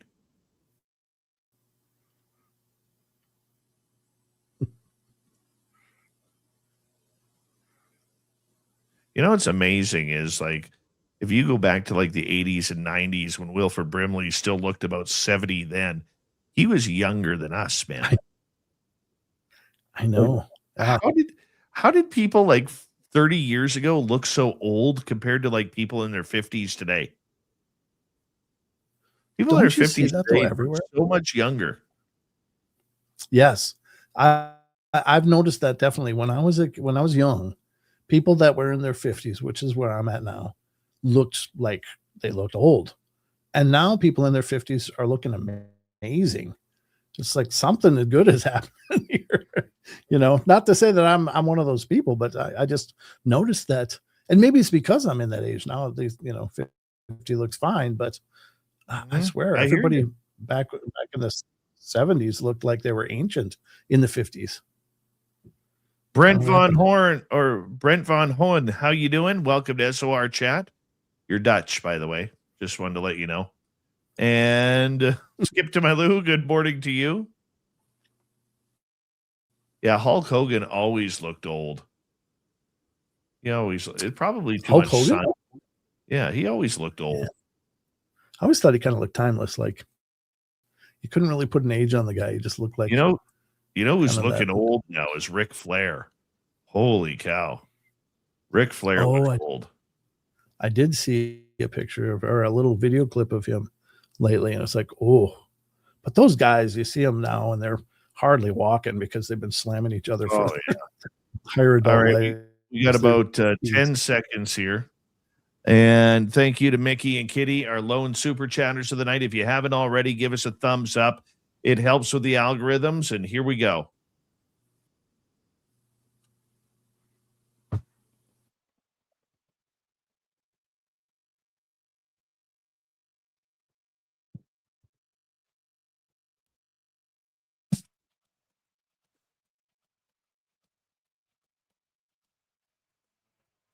Here we go with the second half of Spaced Out Radio tonight. My name is Dave Scott. We really appreciate you tuning us on in wherever you are on this beautiful planet we call Earth. We have Brent Thomas from the Paranormal Portal podcast on here. We're sharing some paranormal adventures, stories, and answering questions from our audience. We are going to continue those right now, Brent. Let's go to Philip over in the UK. Question for Brent. Have you ever seen the paddler of Lake Pen Oriel or have a story of someone crossing paths with the paddler? I don't even know what the paddler is. So the paddler is like I live in the north tip of Idaho, and there's a lake out here called Lake Pend Oreille, and it's spelled like Phil put in there, and that it's French because I guess this area was settled by the French originally, but it's our version of Nessie. Essentially, it's another one of those like Champ and Ogopogo and all of those that. So apparently, there's a lake monster here called the paddler. I've never talked to anybody that's seen it. I've never heard any accounts of anybody seeing it, but I've heard the legend that it's supposedly here. So far, no. Although, I'm not one of those people that actively go out and like look for, encounters of something specifically like that. So I'm not like knocking on doors up here and saying, hey, you ever seen the paddler? I'd probably end up in jail first, and then next, I'd probably be on medicine and wraparound sleeves or whatever, because they'd be like, "You're crazy." But no, as far as I know, there's no recent sightings of it up here, at least within the decade that I've lived here. I've not heard of any. UFOs up here are much more common than the paddler, but apparently it's out there. So. Yeah, I look at that too with the sea monsters, because the closest one to me would be the Ogopogo, that's about a 4-hour drive south of me. And I look at that big lake, Okanagan. It's a big, black, deep lake. And I think, nope, not swimming in there. Not swimming in there. No. Yeah. No. We got to get somebody on. The thing that that would be cool. I'd love to talk to somebody about those kind of things too, because what I don't understand is a lot of the descriptions that people compare this to is like to a plesiosaur or something. These different lake monsters are all regarded as these dinosaur-like beings with many humps and all that. What I don't know is if were plesiosaurs water breathing or were they air breathing, and they just kind of like dolphins and porpoises and whales, do they just kind of surface and grab our breath and then go down and do their thing, or what? Because you'd think if it was air breathing, you'd probably be able to catch it. Like eventually on Loch Ness, you'd see the thing come up and suck some air and then go down, especially as many people that seem to be paying attention to the idea that there's these lake monsters out there. But the sightings are still few and far between. Yeah, and people are still having those encounters. And as long as they are having those encounters, it is something that we are going to have to continue with the legends. That's for sure. Let's go over to Grandizer, who is asking, Brent, with the paranormal genres seeming to go in cycles, where do you see the genres heading into the future? UFO talk lessening while another one starts to rise, or is it staying as is?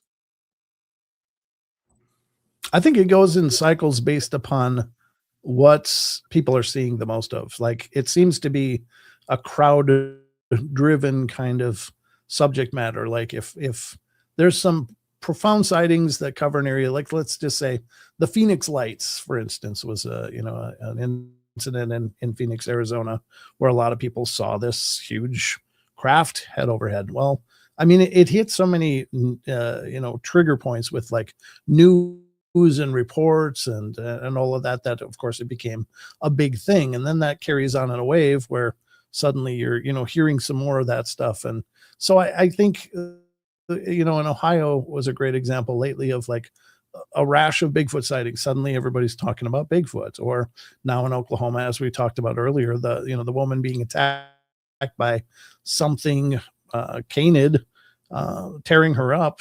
Now everybody's thinking about Dogman and stuff. So it's totally driven by what people are seeing. I think most of all, I think these questions are always lingering. Probably the most prevalent question that continues to stay in people's consciousness is the UFO phenomena, because people are continually seeing these things, continually reporting them. There's always talk of new releases and official releases and such. So it kind of keeps us primed to expect more of it and to keep thinking about it. So it ends up in the news cycles more often, but it's also probably the most probable paranormal phenomena that will be at least admitted before any of the other ones will, because it's something that touches a worldwide audience. And not that these other ones don't, but when you're talking about encounters with armed forces and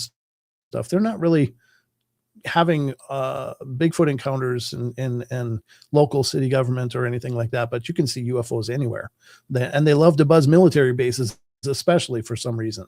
They are very prevalent around there, so they stay in our consciousness more often. But I don't know if it's, I don't think it's like, I don't think there's a biorhythm to which one we're talking about. I just think it all depends on what people are seeing. And then the ball starts rolling, and then more people start talking about it until the next thing happens. And then people start talking about that instead. It's kind of like any news cycle. And this is just another type of news cycle. I would say that I think we're going to be in the UFO world for a long time yet, because there's a difference between the paranormal, the cryptid, and the UFO world, and that is the mainstream media. UFOs, because of government involvement, hit the mainstream media to the point where it's not just a laughing subject anymore or a byline on a Friday night newscast at the end right before the sports come on. That's not it anymore. It is mainstream during the day. It's been front page news from the New York Times to other major newspapers. And because of the government involvement and Congress people holding hearings over this and everything that the UFO world wanted for years, it is going to take a while before UFOs gets topped. It is UFOs by 10 miles over cryptids and the paranormal. Sure, you have more paranormal television shows, from Ghost Adventures to others that are out there. That's great programming. Good for them for putting it out. But as for the cycles, until disclosure goes away, one way or another, the UFOs will be the number one topic for a long time, at least another decade. At least. And if they end up coming out saying and proving that aliens are here, that they are among us, and we have them, we have their craft, whatever it may be, or we've found a signal from some other Goldilocks planet in another star system, that will be the icebreaker right there. And then UFOs and alien beings will always be the number one topic. There's no way the paranormal ever gets as big as it was. And even if they found a real live Bigfoot body, well, I guess it would be dead if it was a Bigfoot body, but if they found one, it's still not going to be as big as UFOs. Your thoughts, Brent? Yeah, I think so, because it's like you said. I mean, these militaries are encountering these craft. They've taken video of it. So, I mean, automatically, as soon as you see evidence of like Bigfoot, there's like 50 different measurements of whether this is actually legit or not, because, you know, we weren't there, and we couldn't like recreate it and try to debunk it or whatever. But when you're catching video footage from, some supersonic jet fighter that's in the military, and it's recorded this, speaking of the Tic Tac craft, and the videos from the Nimitz and all of those that are coming. Apparently there's allegedly more coming. We'll see, but there's a lot of videos with that they've caught during maneuvers, during training exercises, that at least they're saying, look, this was really there. And I assume that they can be considered credible. So automatically they're not questioned as to their authenticity, that those videos are legitimately an event that happened. But every other part of this stuff is subjective. It's, Pete and his buddy Andrew were out there in the woods and they saw this thing walking up the hill. Well, did they? Or, what was going on? How much have they been drinking? Is that really their other friend who put on a fur coat? And there's so many questions that automatically are applied that require authentication before it's even considered legit. And then now with the big AI question, everything looks legit. So it's becoming muddier and muddier. But if it comes from a armed forces branch, all right, you can at least accept that it's real, and the discussion is already miles ahead of everyone else, every other aspect of the paranormal supernatural umbrella, because it's really hard to authenticate any other evidence to that degree. Here's what I think too, with what you're saying. I think that when we look at these subjects and we look at where these are going, we don't know how to prove there's life after death. Science has already made up their mind about cryptids. They've already made up their mind that they don't exist. Doesn't matter how many footprints you produce, how many hair samples, scat samples, handprints, face prints, because for some reason Bigfoot likes putting his face up against windows. Doesn't matter what evidence you have. It's not going to be enough to convince mainstream science that they have something. UFOs are tangible because we don't know what's out there. We don't know what's hiding in our oceans at depths that are beyond our reach. We don't know. We don't know. I mean, we're opening up our minds. Science has been opening up our minds to time travel, portals, dimensions. How many different dimensions are we living in at the exact same time? We don't know. And when science looks at all of this, that's where they get the more probability that there is some sort of life there, even though the majority of scientists who are outside of the UFO realm still believe that it's out there somewhere in space, not here in the present. And they're not going to buy anything until they produce a UFO and aliens for everyone to see and for science to test. So I really believe that this subject will stay where it is, and there would be no changing that. Let's go to Jerens.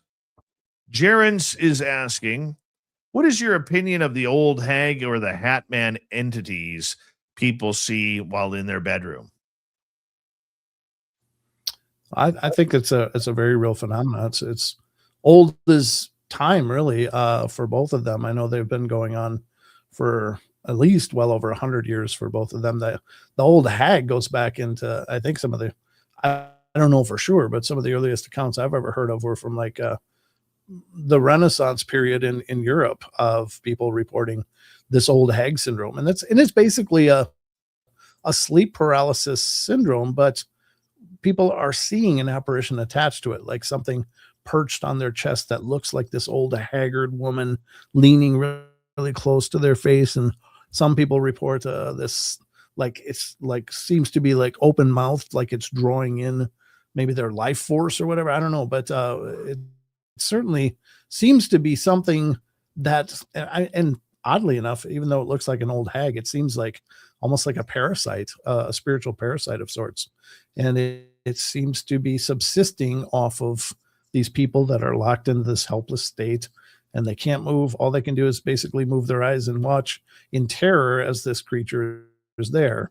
And, for whatever reason, there's many reasons it may quit doing it for that time. Like maybe it gets full and then it's just done and gone, and then they're able to move. So that's, I think that's definitely a very real phenomena that people are experiencing. It's hard to quantify those kind of things because you never really know. And if you've never experienced sleep paralysis, and I'm saying this because I've experienced it a lot. There was a period of like 2 years where it was a weekly experience for me, and it was horrible. And some of those times I didn't always feel like something was there, but some of those times I swear I saw like a shadow in the corner or something, and it's making it even creepier because it seems to be directed by something that's trying to affect you and to make you afraid, obviously. But I think it seems to be this parasitic thing. Now, the Hat Man is another one that I find interesting because there's a whole spectrum of Hat Man reports. Like there's it's dark and nefarious, it's evil, it's wanting to hurt you, it's whatever, almost demonic. And then there's another spectrum of it where it just seems to be this, I don't know, quiet observer where they stand in a room just watching somebody in their bed. And there's plenty of reports of people going, you can't be here, you got to leave. And the Hat Man kind of then just turning and walking away, never to be seen again. So I don't know what the Hat Man is. I don't know that it was human ever. It might be something else that's that's how it appears, but maybe it was never a human being that had existed in the world. But it might have been as well. It's a big question mark. This whole, I believe that spiritually speaking, we just use these terms like ghost. Well, I saw a ghost, and that to us has this meaning of any number of things. But I think when we're experiencing ghostly type apparitions and stuff, we could be experiencing any number of different actual energetic entities, and a lot of which were never people in the traditional sense. They might look humanoid, but so does Bigfoot, but it's not a person. It's a Bigfoot. And I think a lot of it is the same for these things. Pale crawlers look like people. The rakes are pale crawlers, or any number of different titles that are attributed to it, but they're not people. So whatever Hat Man shadow people are, they could be something that's just a little bit out of phase out of us. And I don't think that they're always nefarious and dark. They're just shadowy. And of course, in our thinking, it's freaking us out because we're seeing something that's not supposed to be there. That makes it scary, makes you feel vulnerable. And then you attribute this motive to it, like it's got to be evil. And maybe it is, maybe it isn't. I don't know. I can't speak to that, but I think they're very real. I think it's a real phenomenon. I also believe in tulpas. I agree with 100% of what you said, but I also believe that these tulpas, whether it's the Hat Man, Slender Man, the old hag or siren head, they all to me come from that creepypasta era where we put enough energy into them that we've created them ourselves. Yeah. And that's where I believe a lot of these subjects come from, Brent. I believe that we have the power to manifest this type of energy into things that could scare us. I mean, it's almost like Nightmare on Elm Street. Freddy won because he knew he had you in his dreams. You made him stronger in the dreams. And to the point where kids didn't want to go to bed anymore. And I remember Yeah. point blank when I was 16, 17 years old, I kept getting scared because at around 2 o'clock every morning, I would wake up because, when we were teenagers in the late 80s, early 90s, what was the cool thing to do? You went to bed playing your local rock and roll station, right? And they would always play Dream Warriors from Dawkins, which was from Nightmare on Elm Street Part 3. And I would get freaked out at night. I would wake up with Freddy Krueger on my brain. Well, I was creating that. Now looking back at it, going back decades now, I know now that I was creating that because it scared me. So was I creating Freddy Krueger in my head? That would have been a tulpa because I was putting energy into it. So there's a lot of that going along too. Let's get to another question. We only got about 4 minutes left. Brent, to you, which is the best documented UFO encounter? The Nimitz incident, Japan Airlines 1628, Rendlesham Forest, Tehran 1976, or another that's not listed? Well, this is a fun question. Wow, all of those are incredible events that have layers of corroboration. And I think that's huge. I love the Japanese Airlines, the JAL 1628, because not only was there the reports of the pilots and other pilots seeing something up there, but there was actually a radar tracking of this thing following this plane. And, and they requested to do maneuvers to see how this other thing would behave. But I love all of them, though. Rendlesham, it's hard to compare all of these because they are all incredible moments of documentation of this phenomena and of these events that I'm sure all happened. I'm less familiar with the Tehran 1976 one, but the other three I'm very familiar with. Rendlesham, I thought, was neat because Charles Holt had the recorder and he kept it. In his debriefing, he was never told he had to hand it in, so he didn't. And he plays that recording as it happened, as they're investigating this event, and that whatever they were experiencing in that time was a very real event. So some pretty crazy stuff happened. I think they're all spectacular, but I have to admit the Tehran one I know the least about. For me, I would say that the Japan Airlines flight 1628, those pilots who literally saw a mile-long craft, they were then asked to immediately land at Elmendorf Air Force Base to be debriefed by Japan Airlines and the U.S. military. The pilots were fired over this because they brought disgrace to Japan Airlines for reporting a UFO. They eventually got their jobs back, but Japan is a very proud country. They don't like things that are out of the ordinary. And that is one of my favorite cases. Rendlesham, as much as I love it, not one of my favorites. It really isn't. I know people like Nicole Sackage are all hot and heavy over Rendlesham. It's just never been one of my favorite cases. I think the Nimitz incident with the Tic Tacs in 2004, I believe those were man-made objects. I think those were UAP, not UFOs. Those were UAP being tested. And I would say the one that is left off this list, and it always comes down to it, Roswell. I was thinking the same thing. And Shag Harbor.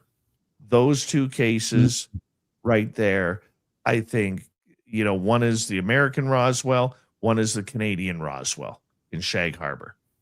Those two cases, if we could get the proper information on those, including if the naval divers at Shag Harbor ever came out and said what they stated, well, then we would be in for a whole lot of fun. Brent Thomas, tell everybody where they find the Paranormal Portal. The best place is to go to paranormalportal.net. That's the homepage for my shows. And you can find information about all of them, including the social media and how to reach out and get in touch with me. So I'd love to see you guys over there.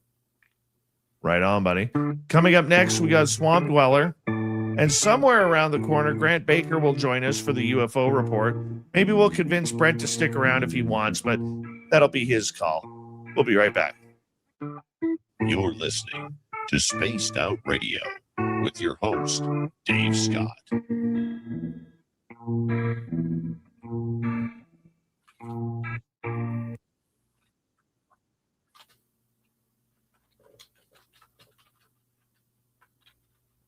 All right, we're clear.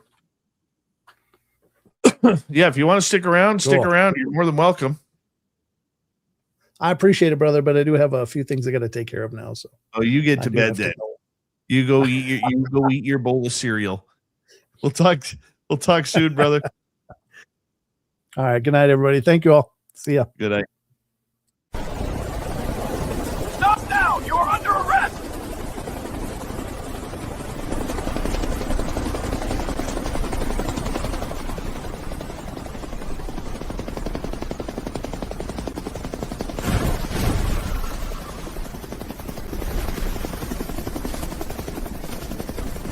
Hands up! Don't move!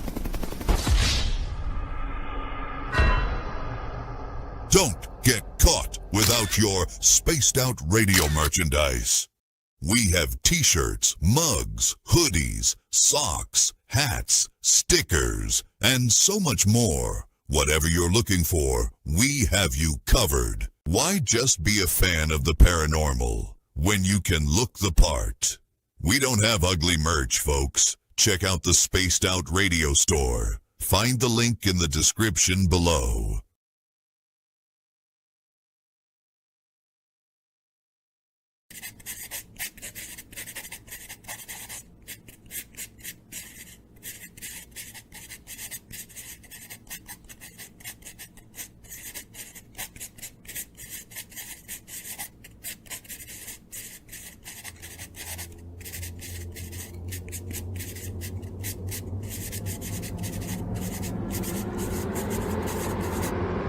Dirty filth.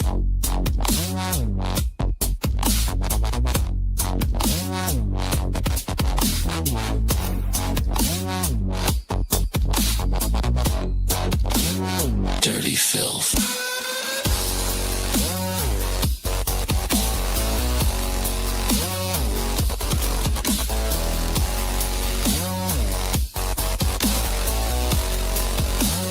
Dirty filth.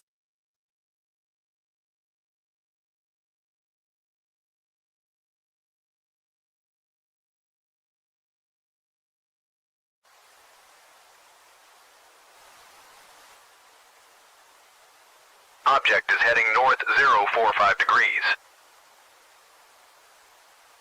It's definitely not a plane.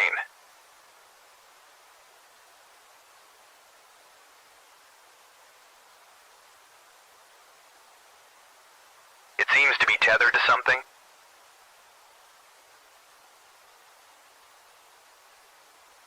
Is that a banner, Joe? Caribou Con. Does anyone know what Caribou Con is? Caribou Con, one of the BC Caribou region's best kept secrets. Until now. Join our panel of renowned paranormal experts for a weekend of fun and intriguing presentations. Go to cariboucon.com to book or inquire now.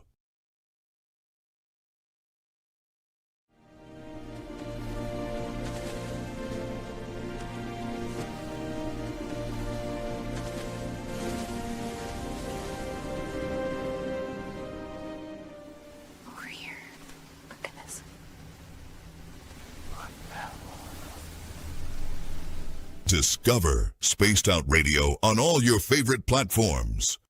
We're live every single night with the best in UFOs, cryptids, paranormal, and the unexplained. And you can find us on all your favorite platforms. Head over to Instagram for behind the scenes and daily weirdness, TikTok for quick mind-bending clips, Facebook for community discussions, and X for real-time updates and hot takes.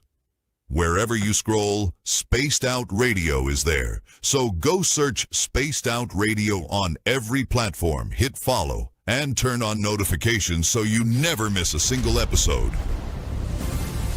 The weird is waiting. See you there.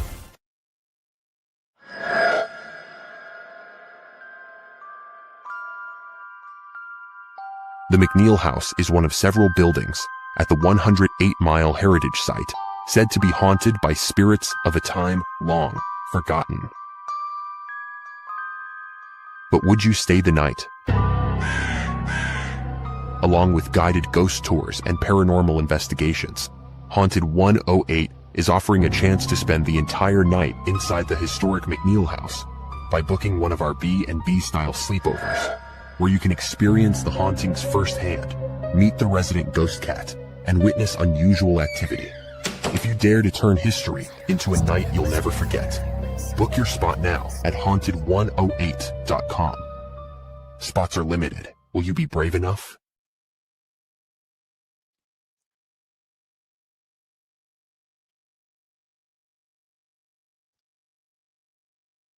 All right, we are getting ready. I'm not sure where Grant is, but I know he's gone through a lot of pain recently. So if you have any questions that you want to get to, I'm going to open up this hour to you guys after Swamp Dweller.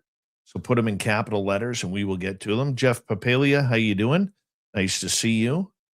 And thank you tonight to our super chatters, Dutch Hank, Mickey, and Kitty Cattywhack. We greatly appreciate it. Thank you very much, guys. Yes, Grant Cameron will be up here for Caribou Con. All right. We have 10 seconds and we're going to run.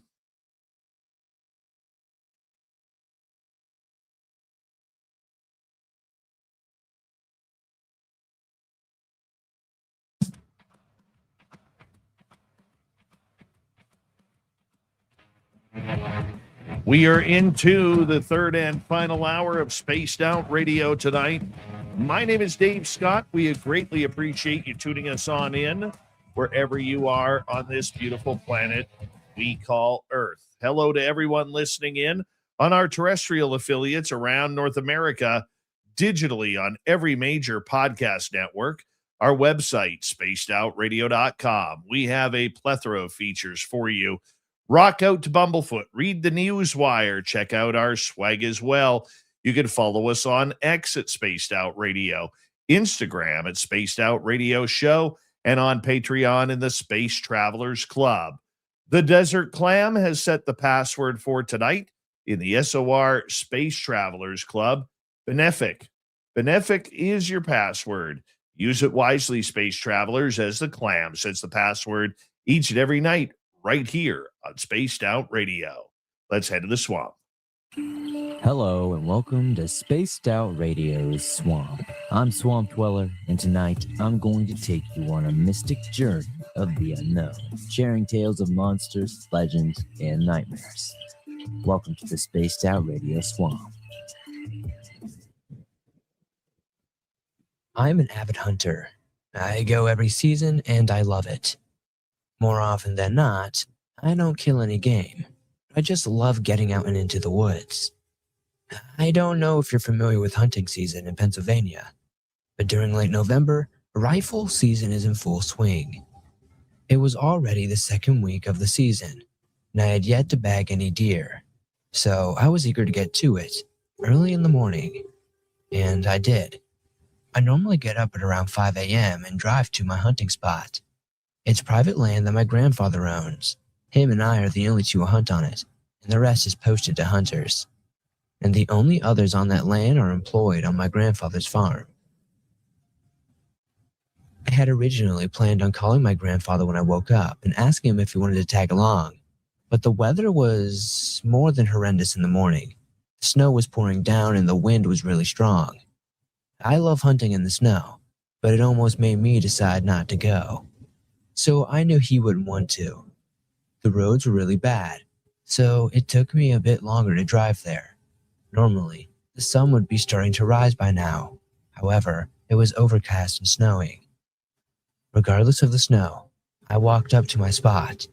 It was directly behind my grandfather's house, over a hill and back about 100 to 150 yards. Almost immediately upon sitting in my spot, I hear things moving all around me. Honestly, I didn't pay too much attention to it. It could have been a number of things, but it was still pitch black, and the thought of it was kind of creeping me out. But there wasn't much I could do. It's not like I can shoot at anything, so I just ignored it and continued to wait. It wasn't much longer after that I began hearing something walking just over the ridge to my right. At this point, there's barely enough light to see my feet, so even if it was a deer, there was still nothing I could do. However, I could tell it wasn't a deer. I just assumed it was my grandfather walking to his spot, which is just a short walk from mine. But the lights in the house were off, and if he was up here, I'm sure he'd let me know prior, even if it wasn't him. It was a hunter, albeit hunting illegally. I still wanted to let him know I was here, so I turned on my flashlight and pointed into his direction, flashing it several times. Again, even if it was a deer, I couldn't shoot it, so I felt it was better to be safe rather than sorry. Nothing happened after that. After I flashed my light, the noise stopped, which was really odd. I didn't see them turn back or hear them, so I figured they either A, sat down right there after seeing my light, which was considered extremely rude, or B, I didn't hear them walk off. I just assumed it was the latter. An hour or so passes, and finally the first sights of daylight start to shine through.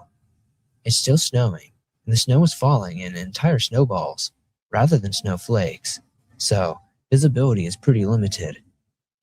I, around this time, noticed that an odd-looking lump protruding from a group of trees. The shrubs atop the hill that separates me and my granddad's house, right where I had movement earlier. It looked like a mound of dirt. However, it was sticking out from the side of a tree, so obviously it wasn't dirt. Naturally, I raised my rifle to take a closer look. I could tell immediately that I was looking at the side of an older-style camouflage coat. It took a minute, but it finally clicked. That was a person over there. I just thought it was a hunter, so I didn't know what to do about it. I knew if he was hunting on our land illegally, and from that I could see he wasn't wearing anything orange, which is required of all hunters during the rifle season. And I could tell just from looking, whoever this was wasn't my grandfather. I sat there for a minute debating my next move, but I decided to call my granddad, at the risk of blowing his stunt if that was actually him over there. So, without taking my eyes off this guy, I pulled out my phone and dialed his number. To my dismay, he picked up, and I told him what was going on.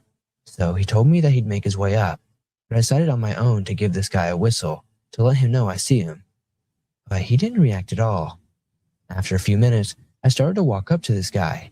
After walking a short distance, I could clearly see this guy, who was sound asleep tucked in between a shrub and a couple of trees. He obviously thought out here was a great place to lay down, as I would never be able to see him and his coat was not stuck out. And as I thought, he had no orange on. I gave him another whistle, much louder, and he woke right up, almost immediately shuffling over to hide his exposed coat. He had a nasty, scruffy beard and a gray hat. Honestly, he looked like a harmless old homeless man, probably in his 50s, but he had a perfect view of my granddad's home from his spot, and I had a pretty good idea that he was planning to do once my granddad left the house. Once this guy realized he'd been caught, and he saw a 6'5" mad guy carrying a rifle, he started freaking out.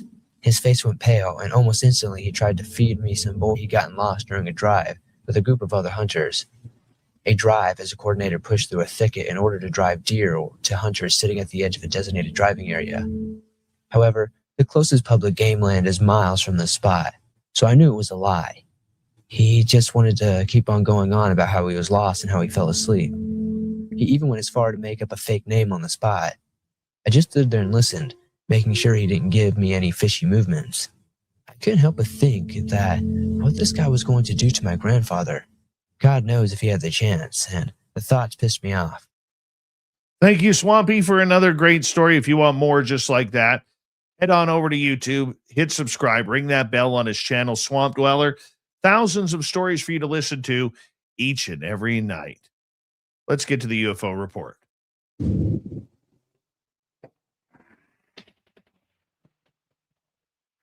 for day 101.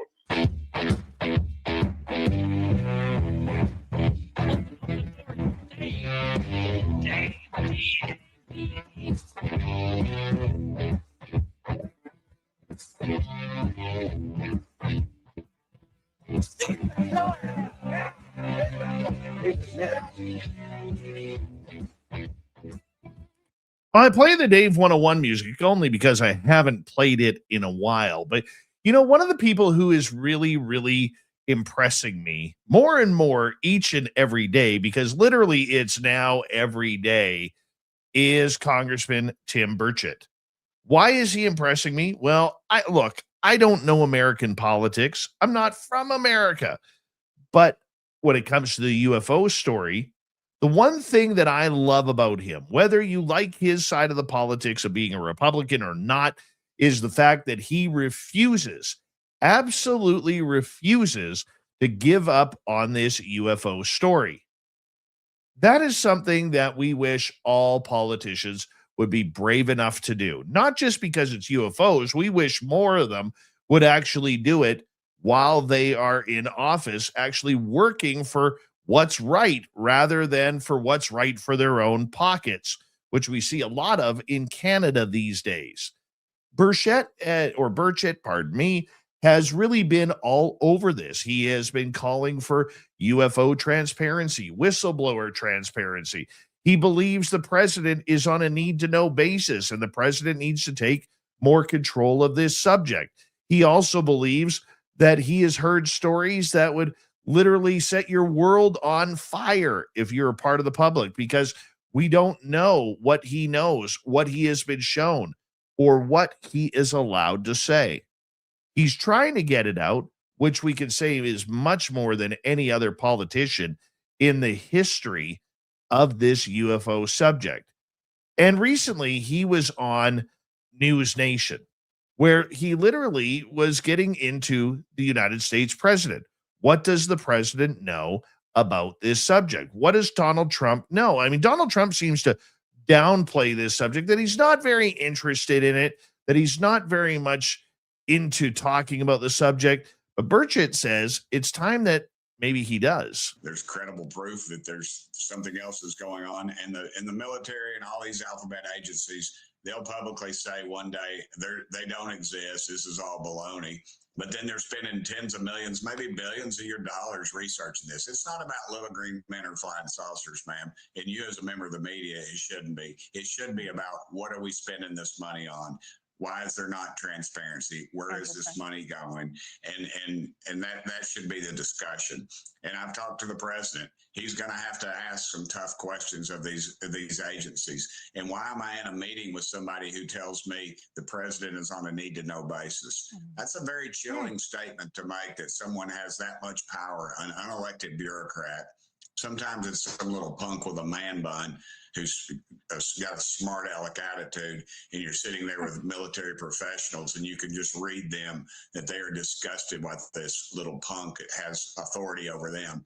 And that should be something you should be discussing. But the money is going into something. Quit telling me they don't exist. If they don't exist, then dadgummit, quit looking for them. That's what I love about him. Right there, that's what I love about him. Is let's just get through the BS, let's get to the point, and let's bring this UFO story home.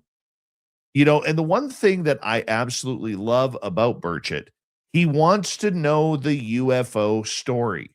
He doesn't want the UAP cover-up.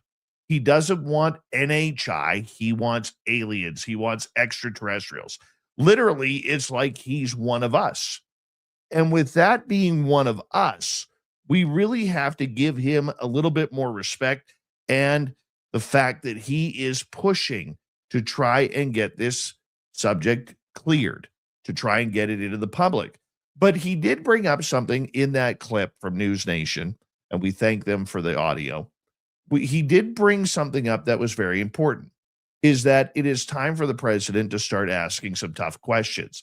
Whether or not Donald Trump believes in this subject, or whether it was his predecessors of Joe Biden, Barack Obama, George W. Bush, George Herbert Walker Bush, George III, I don't know, George Washington, if we throw in a couple of others there. The point that I'm getting at is when presidents are on a short term,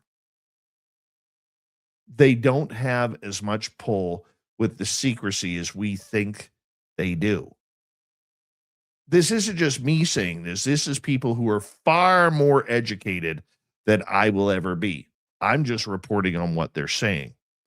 Okay, when you have somebody like Donald Trump, for instance, his first year and a half in office, and it doesn't matter whether it's Trump or whether it is any president. Okay, let's just erase Trump because we don't want anybody going haywire because I said the T word. Okay, but let's say President Dave here. The first year and a half of a presidency usually is spent trying to correct everything that the previous administration did. Then you govern for another year to a year and a quarter, where you actually do your job as a president. And then you have to get right into the idea of, my goodness, I now have to start campaigning to keep my job for another 4 years. So realistically, the first 4 years of a presidency, you're really only working as president for about a year and a half to 2 years. Then when you go into your second term, if you're lucky enough to get elected, what happens then is your first 2 years, you're going to run it because you've already got the job. Then after that, they start looking for your person who's going to replace you. You now become a lame duck president. And when you become a lame duck president, nothing really gets done. Doesn't matter who you are or what job you're in. When you're in lame duck situation, not much gets done. You try to, but you get a little bit of backlash because the party knows that your term is coming to an end. They know that they are going to be done with you, whether they love you or they hate you. They know that you're going to be moving on, and let's try and keep it as peaceful and as plain and vanilla as possible so we're not stirring up things before we leave. Now, Trump being the wild card that he is, we may see something different when it comes to UFOs. I don't believe we will, but we're going to see what actually gets released.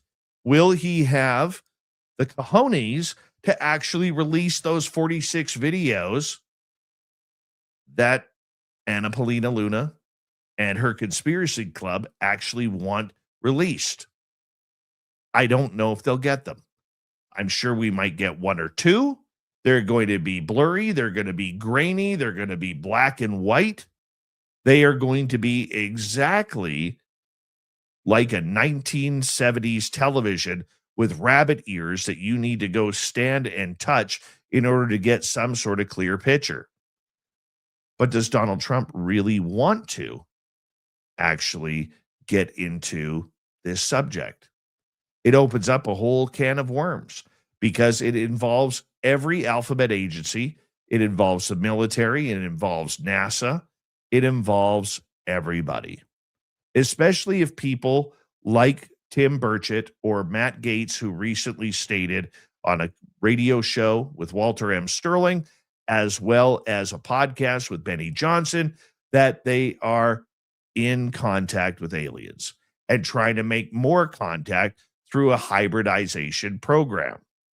So when you look at all of that, these secrets are slowly seeping out, but we can blame the media for not following it up. The media doesn't still know how to cover this subject. They're still in tinfoil hat conspiracy mode. This subject is being forced down their throats. So they have no choice but to just do the following. But the big question for all of you out there, and I want you to think about this for a second, okay? For years, decades, a long, long time, we have watched governments around the world lie to its citizens, lie to get their agenda moved through. It doesn't matter whether you're in a peaceful country like I am in Canada, or you're in a great country like the Republic of the United States, or whether you're in a communist country of China, or a former communist country in Russia, or any sort of dictatorship, they all lie. And yet, even though we catch them in these lies that cost you and me thousands of dollars every year in tax money, we're supposed to believe them when it comes to UFOs. Oh, I don't know what's really going on. This is a mystery of what's happening here. We don't know what those drones were over New Mexico. Area 51, where is that? Oh, Obama says it now exists. We act like we're shocked, like, oh my God, they're telling the truth about UFOs. Why would any government, and let's focus on the United States government here for a second, tell us the truth about UFOs, alien life, and whether or not they have traded humans for technology, like is believed in the Eisenhower rumor from 1953, or whether or not Matt Gaetz is correct and they are kidnapping people from third world and war-torn countries, as well as people from our own countries that are destitute or maybe a little crazy, and taking them for these hybridization programs. Everything's on the table. We don't know where this subject is going. We just need to figure out what's the truth and what's not. But with Tim Burchett, I actually believe that he wants it out. He's pretty much stated that as ugly as this story has been for what he has seen, he feels the American and the world public have an agreement that we need to get it out. But it's the alphabet agencies that are causing it not to come out. It's the military that doesn't want it out. It's the private sector of the military industrial complex that doesn't want it out because they want to be able to have their cake and eat it too. They already have the open checkbook, but they want the open technology all for themselves. They don't care that it still takes 6 hours to fly from Tampa, Florida to Vancouver. They don't care that after the Concorde retired, that it's now another 4 to 5 hours. Excuse me, that it's now another 4 to 5 hours to fly from the East Coast over to Europe. They don't care. The same technology that was used in the 1960s to build airliners from the first Boeing 707 to where we are today. The technology may have improved, but the time of flight hasn't. Think about that for a second. We have Mach speed. We've had Mach speed for 70, 80 years now. Why hasn't it improved? Why haven't the aircraft sped up?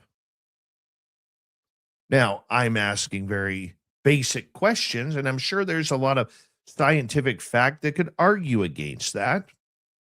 But imagine instead of flying 500 miles an hour as the crow flies, imagine going 600 miles an hour or 650 miles an hour in a Boeing 737 to cut down flight times by an hour, hour and a half, maybe.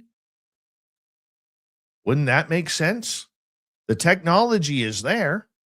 Wouldn't it make sense if some of these aircraft could do Mach 1, which is around 740 miles an hour? Wouldn't that make sense in today's world with the technology we have?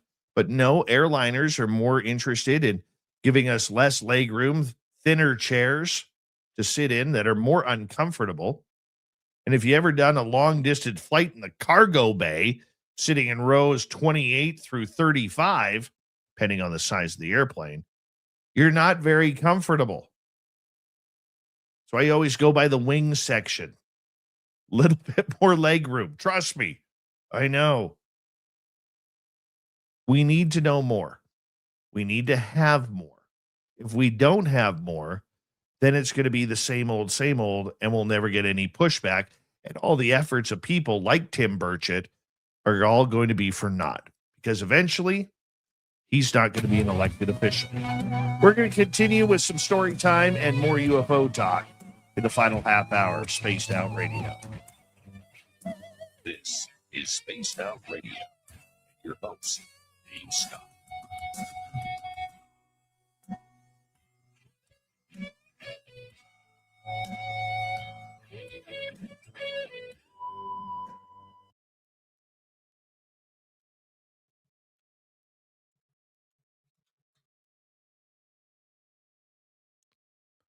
Well, that was a good half hour. Holly Hall, how are you, my friend? The Holly Hall. Bish, how are you? Welcome. Who else jumped in here? Benno, how are you, buddy? I like saying Holly Hall. I like saying that. It's fun. Are you still West Coasting, Holly Hall? Or have you moved back to the East? I think that's everybody.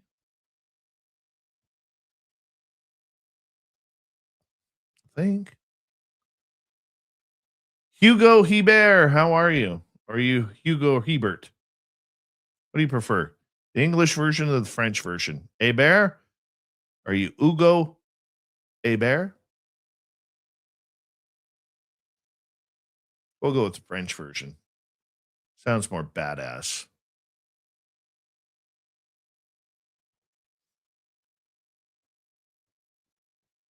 The Godfather of the Sec. Welcome. Godfather, welcome.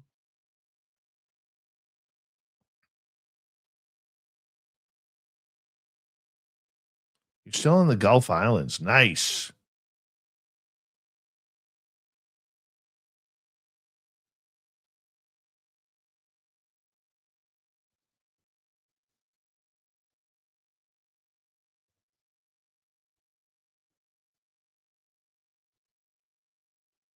Hillbilly Herb, how are you, buddy?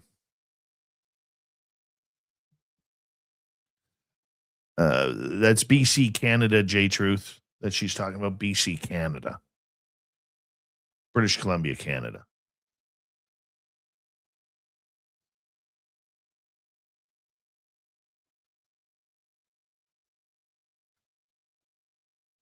We got 3 minutes.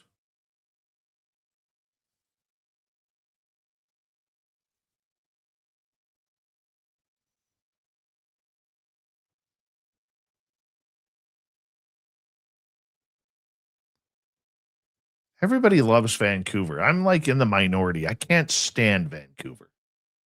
City is beautiful. The backdrop of the mountains is nice. The ocean is dirty and filthy. There's sharks in there.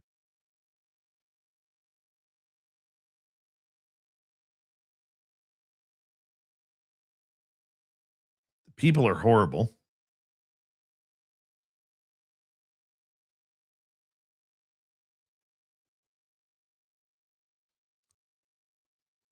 Vancouver people, for the most part, have an attitude that they are better than you. It's true. Not a fan of most Vancouver people. Not all. Not all. Most. But I will say their restaurants are excellent. Their bar scene is fantastic.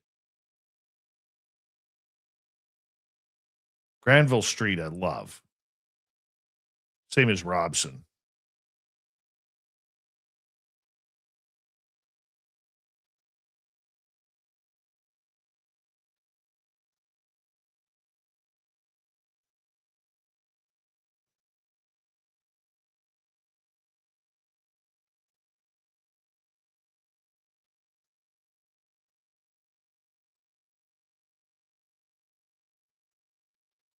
Beth, I agree with you. I couldn't wait to get out of Vancouver either.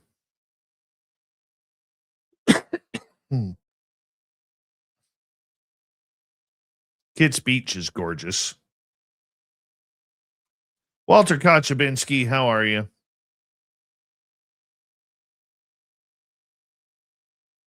We have a minute. 1 friggin' minute. 1 minute.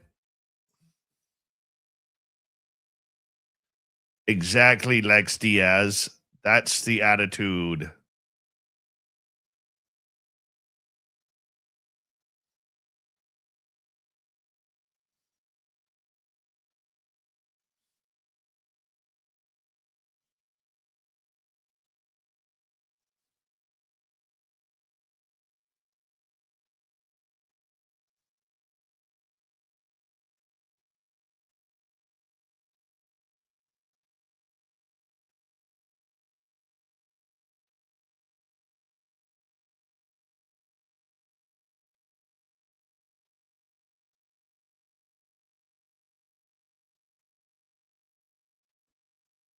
Here we go.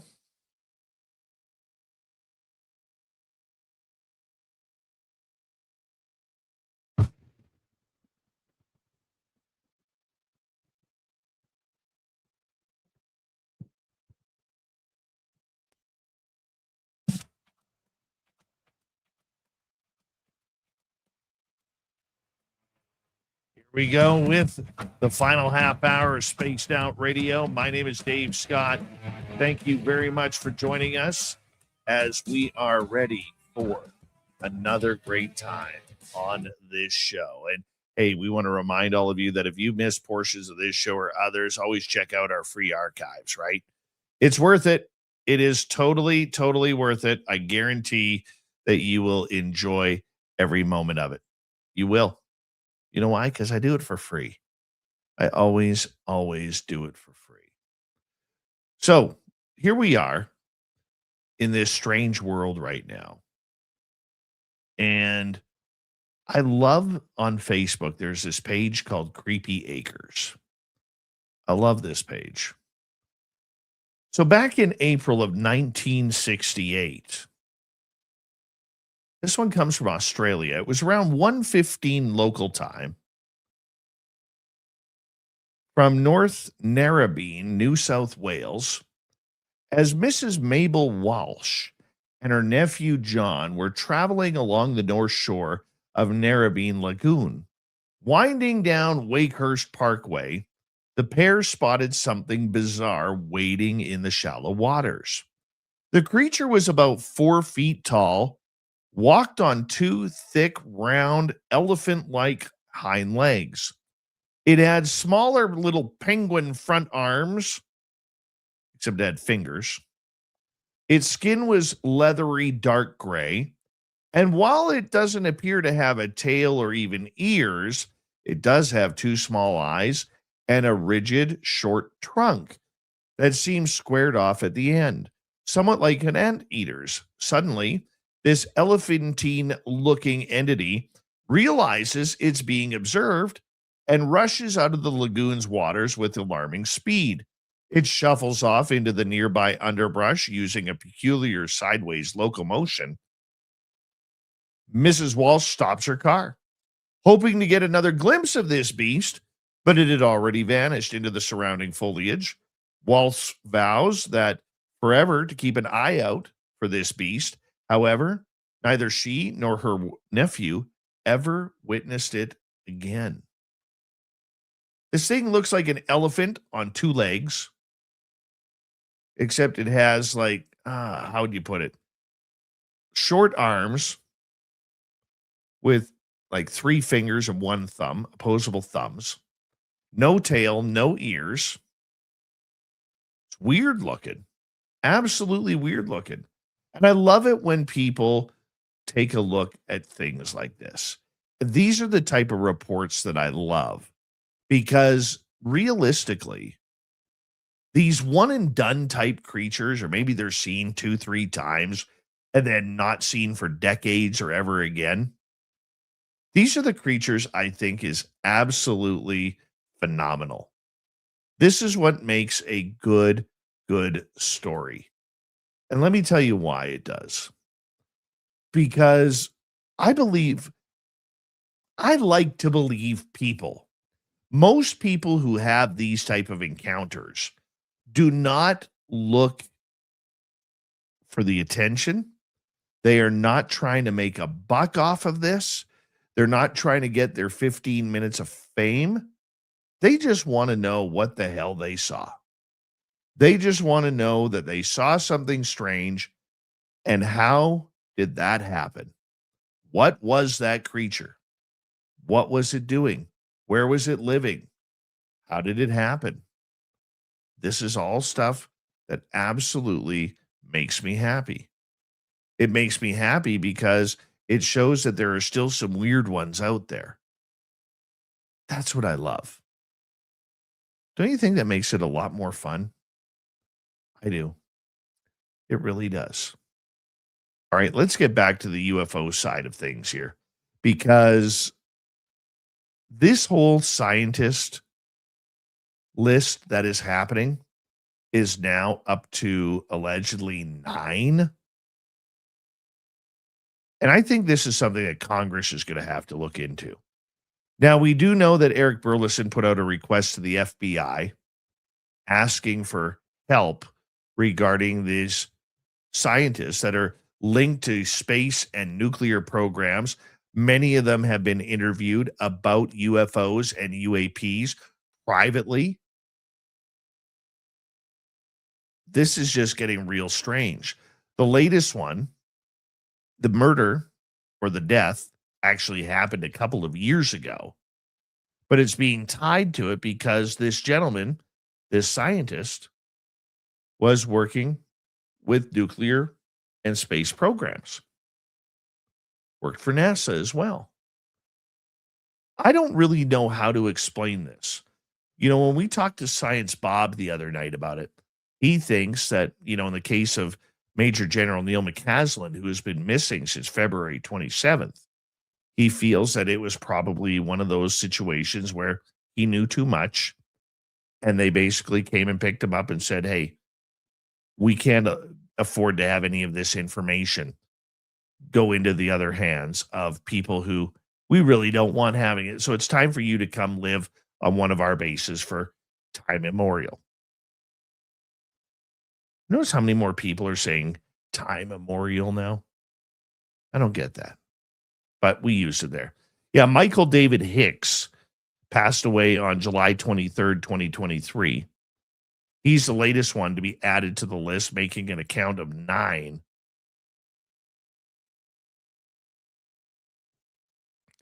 And there's a link between all of them.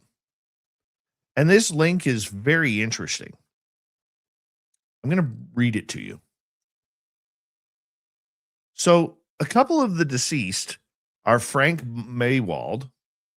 He was a top scientist detecting signs of alien life. He worked for NASA JPL, which is the Jet Propulsion's lab, along with Carl Grillmeyer, a scientist working on infrared telescopes. Grillmeyer's work was found, let me reread that. Grillmeyer's work found planet with water, which is cool. Another deceased, of course, we just named him, Michael David Hicks. He was working for NASA's JPL, working on deflecting asteroids from Earth. Then we get into the missing people. There was Melissa Cassius, an administrative assistant, Anthony Chavez, former employee until 2017. They both worked at Los Alamos National Lab in New Mexico, coincidentally where Bob Lazar allegedly worked. The base collaborates with Los Alamos on nuclear research. It leads into Kirkland Air Force Base, which was overseen by Neil McCaslin, the Major General. Now, from JPL and NASA was a lady named Monica Jacinto Reza, who also worked at Wright-Patterson Air Force Base with General McCaslin and was his assistant. McCaslin actually oversaw funding for Reza's projects. She disappeared in California in July of 2025.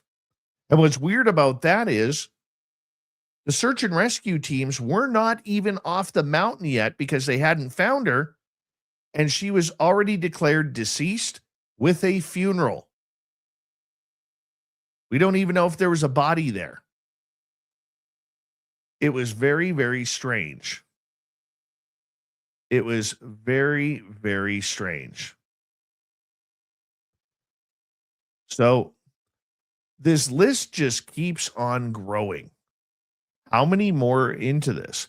How many of these brainiac scientists who are in the know are going to lose their life, maybe over UFOs? Is this something we need to be worried about? And look, we know people die every day. There's almost 10,000 people a day that die in North America. That's a lot of people if you think about it. But with that, you have to look at the patterns. There's a couple of patterns here. Space is a pattern. NASA is a pattern. Los Alamos is a pattern. And for many of these people, UFOs, an unidentified anomalous phenomenon known as UAP, two different things, are a pattern as well. There are less numbered scientists who are involved in the UFOs and space programs, even though there's thousands employed by the government,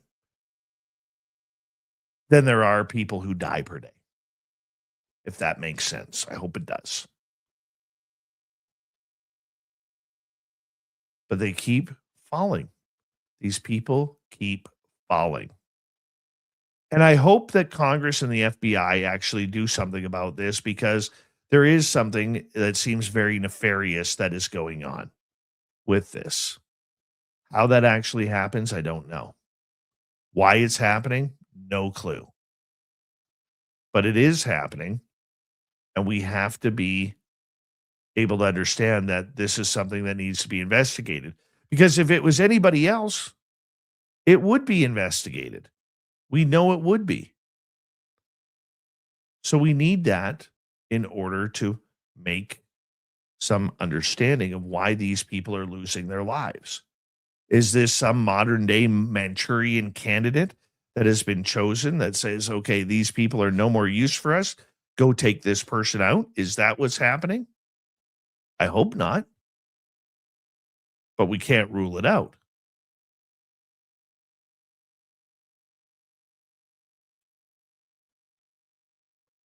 I still love the Bob Lazar story. I'm still not over watching his movie on the weekend. As for the Bob Lazar story, it's absolutely great. If you haven't watched it, go on Amazon. Check it on out.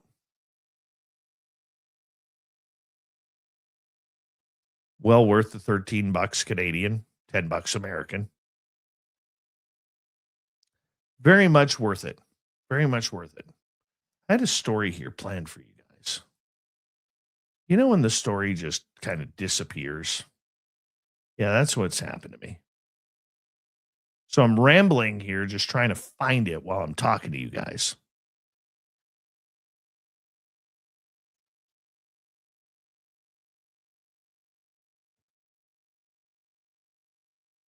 Where did it go?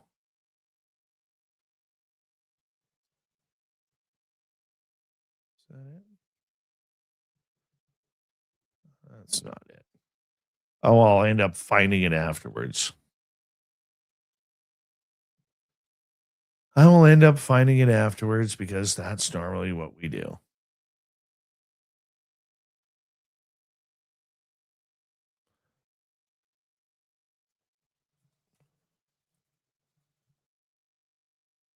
Let's go over to Lon Strickler's site here, phantomsandmonsters.com.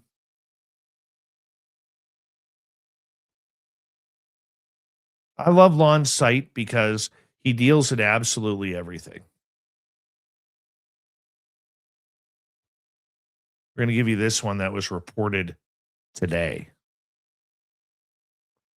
In 1953, a 9-year-old girl in Tacoma, Washington was hurrying home before dark when she collided with a man she would never forget. What happened next and what was reportedly found in a nearby park the following morning turned a strange neighborhood rumor into something much darker. It's from the young girl. Probably not so young now. When my mother was a young girl living in Tacoma, Washington, just a few blocks from Puget Sound, and a few houses down from the home where Bing Crosby was born, a strange family moved into the neighborhood. We never saw much activity from them during the day, but at night, they always seemed to be entertaining. There appeared to be 2 couples in the house, maybe with another man or 2 living there as well. My mother said the place looked elegant inside, but the outside was always unkempt. They never interacted with anyone in the neighborhood, not once. Everyone in the household dressed in black, dark, old-fashioned period clothing, almost Edwardian in style. They looked young, but at the same time, strangely old. Before long, neighbors started whispering the same word: vampires. On this one night in 1953, when my mother was 9 years old, she was late getting home and knew she would be in trouble if she was caught out after dark. She was hurrying and not paying attention when she ran straight into a tall human. He was handsome, very pale, and dressed in a black evening cape lined in red. What frightened her the most were his eyes. She said they were completely black. He grabbed her, stared at her for a moment, then set her back on her feet and told her to pass by quickly.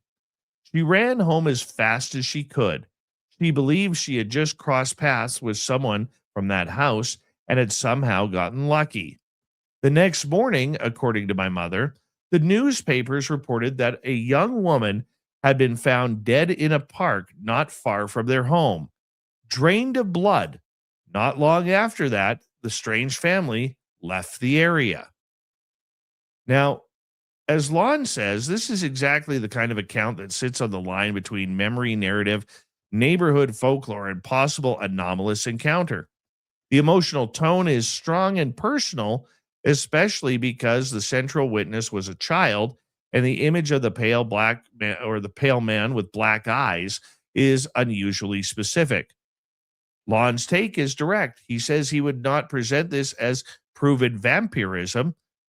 He would present it as a regional witness account involving possible humanoid intruder, predatory stranger, or folklore-driven entity narrative. That's what's scary about these. I don't know if I would want to run into a vampire.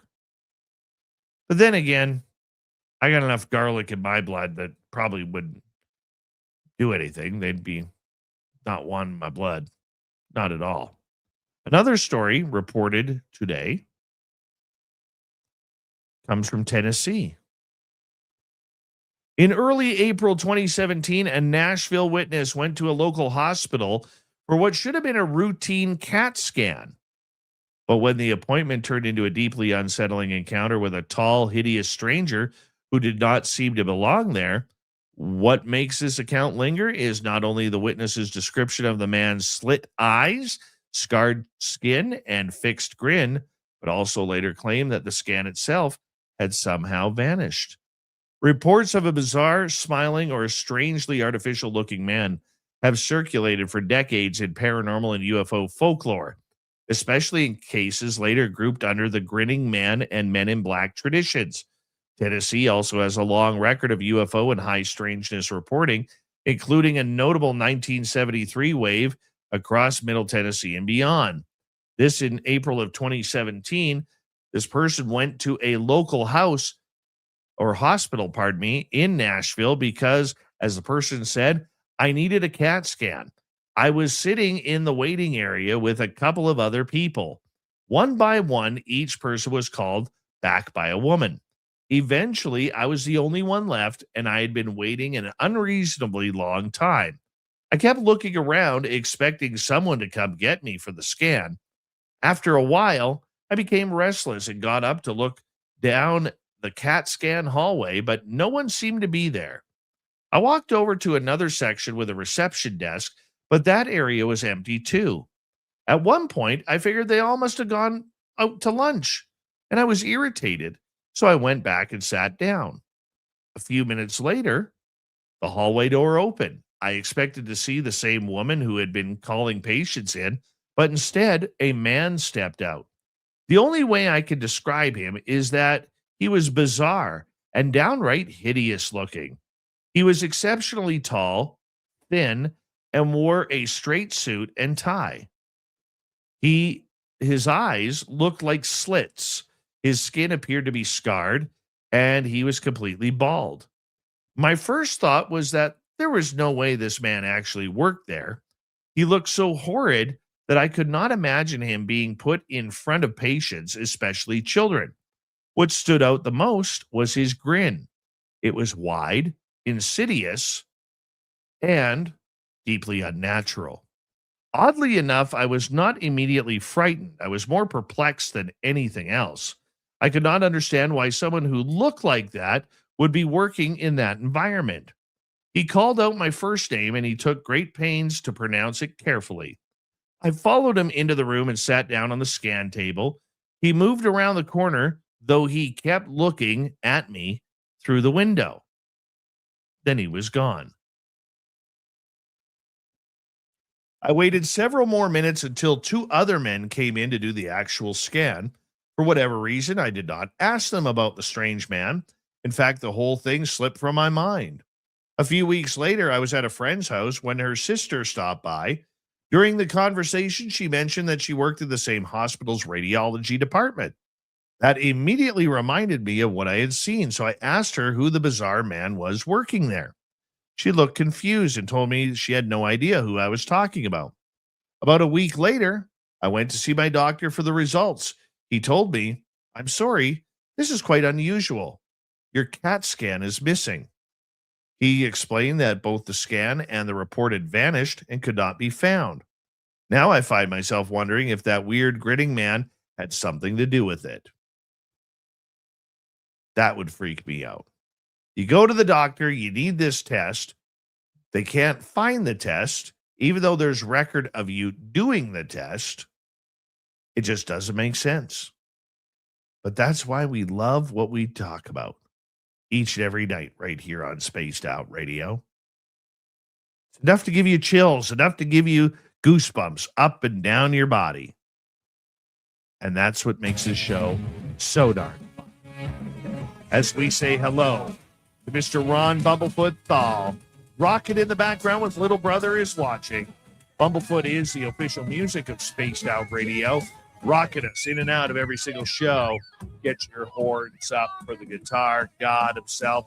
Special thanks to everybody listening in at work, at home, in your cars, wherever you may be. Thank you to everyone in our chat rooms tonight. YouTube, Twitch, LGAP, Facebook, Spreaker, LinkedIn, the Space Travelers Club. And on X, hashtag Spaced Out Radio.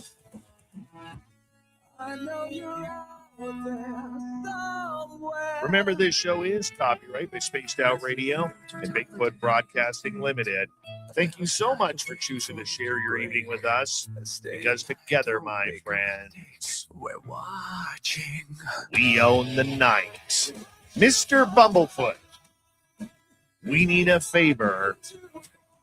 We need you to take us home.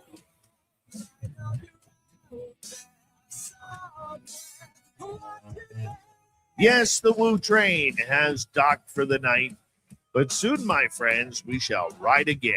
Your seats are always available. Your tickets never expire. If you want to bring a friend, we've got room for them too. Good night, everybody.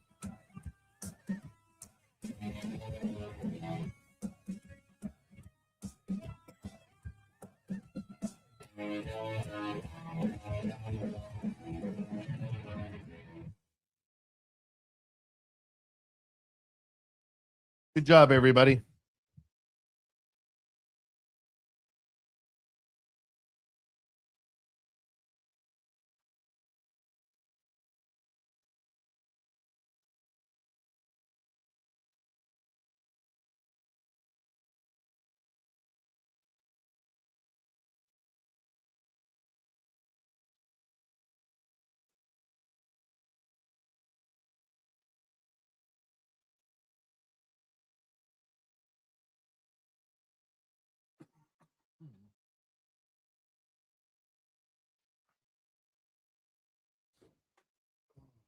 Man, I don't know why all of a sudden I started getting a coughing fit. Started getting that really strange, scratchy feeling in my throat. Don't like that. Tomorrow night on the show, Amber from Amber's Paraworld will be with us. We're going to have a good time talking some ghosts, ghouls, and goblins with her. Thank you to Dutch Hank, Mickey, and Kitty for the super chats. We greatly appreciate it. Frontier Magonia, welcome to SOR chat.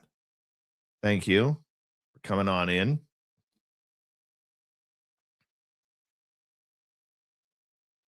Where are we here? Where are we here? What are we doing? What are we doing here, Dave? Come on, let's get to it. There we go. Good old B. Arthur. Saved my bacon tonight. Make sure you go hit up Paranormal Portal Podcast. Hit subscribe. Ring that bell, please. And thank you.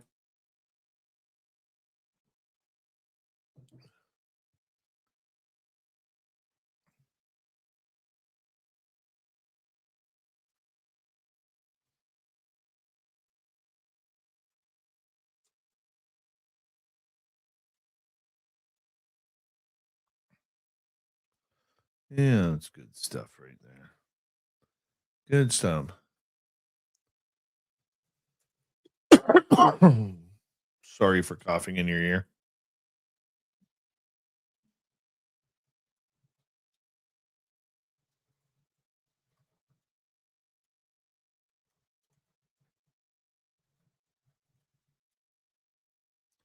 All right, save that.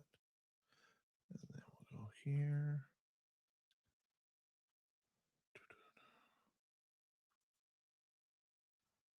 Clear that out.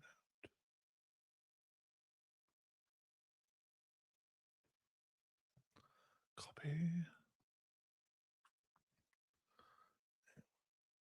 Paste.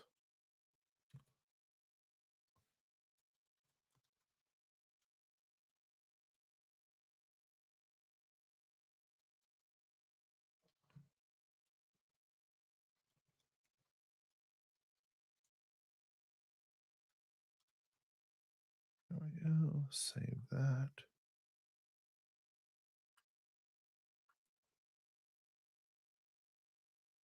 Let's download this bad boy.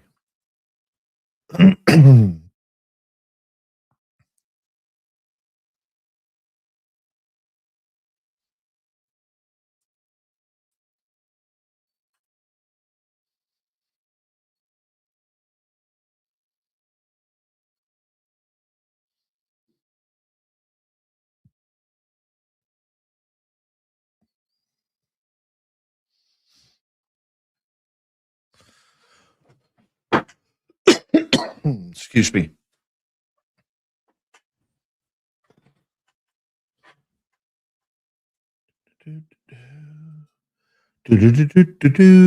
Charge.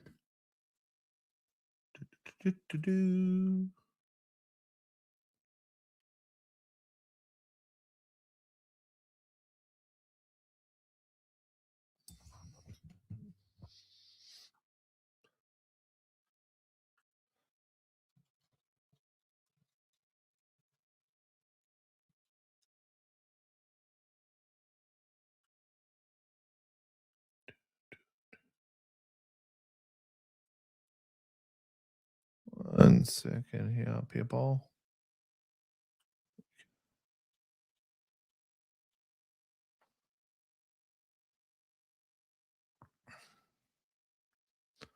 Good night, Lex Diaz.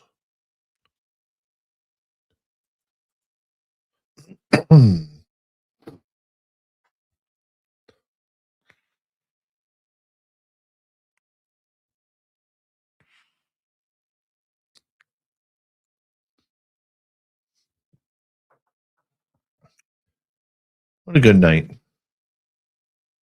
What a good night.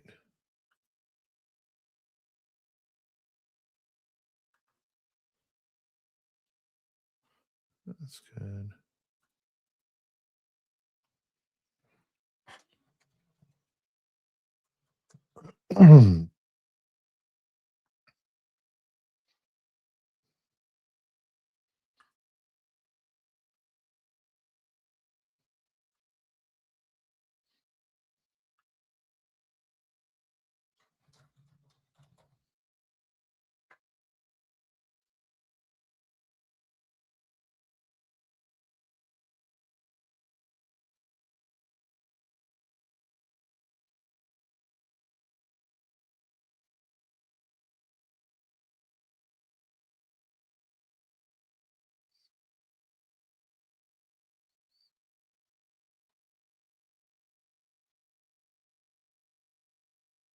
There's one. Let's go here for 2.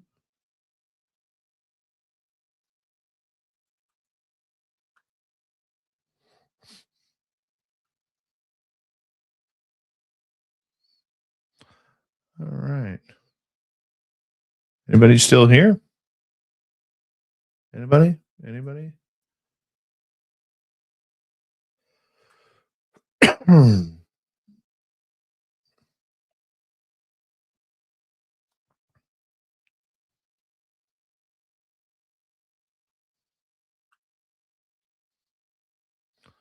Neff Hunter, how you doing? Welcome to our chat room. Race fan, how you doing?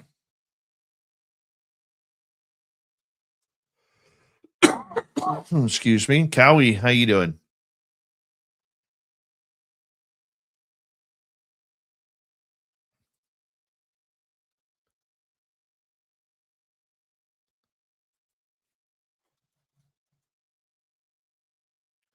All right, everybody. We're going to wrap things up for tonight.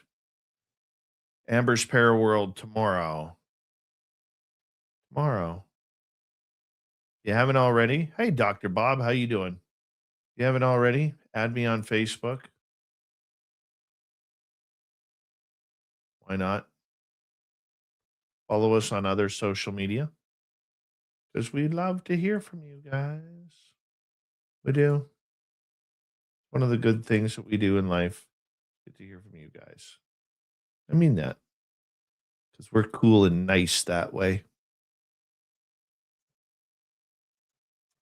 Have a good one, everybody. We'll see you tomorrow.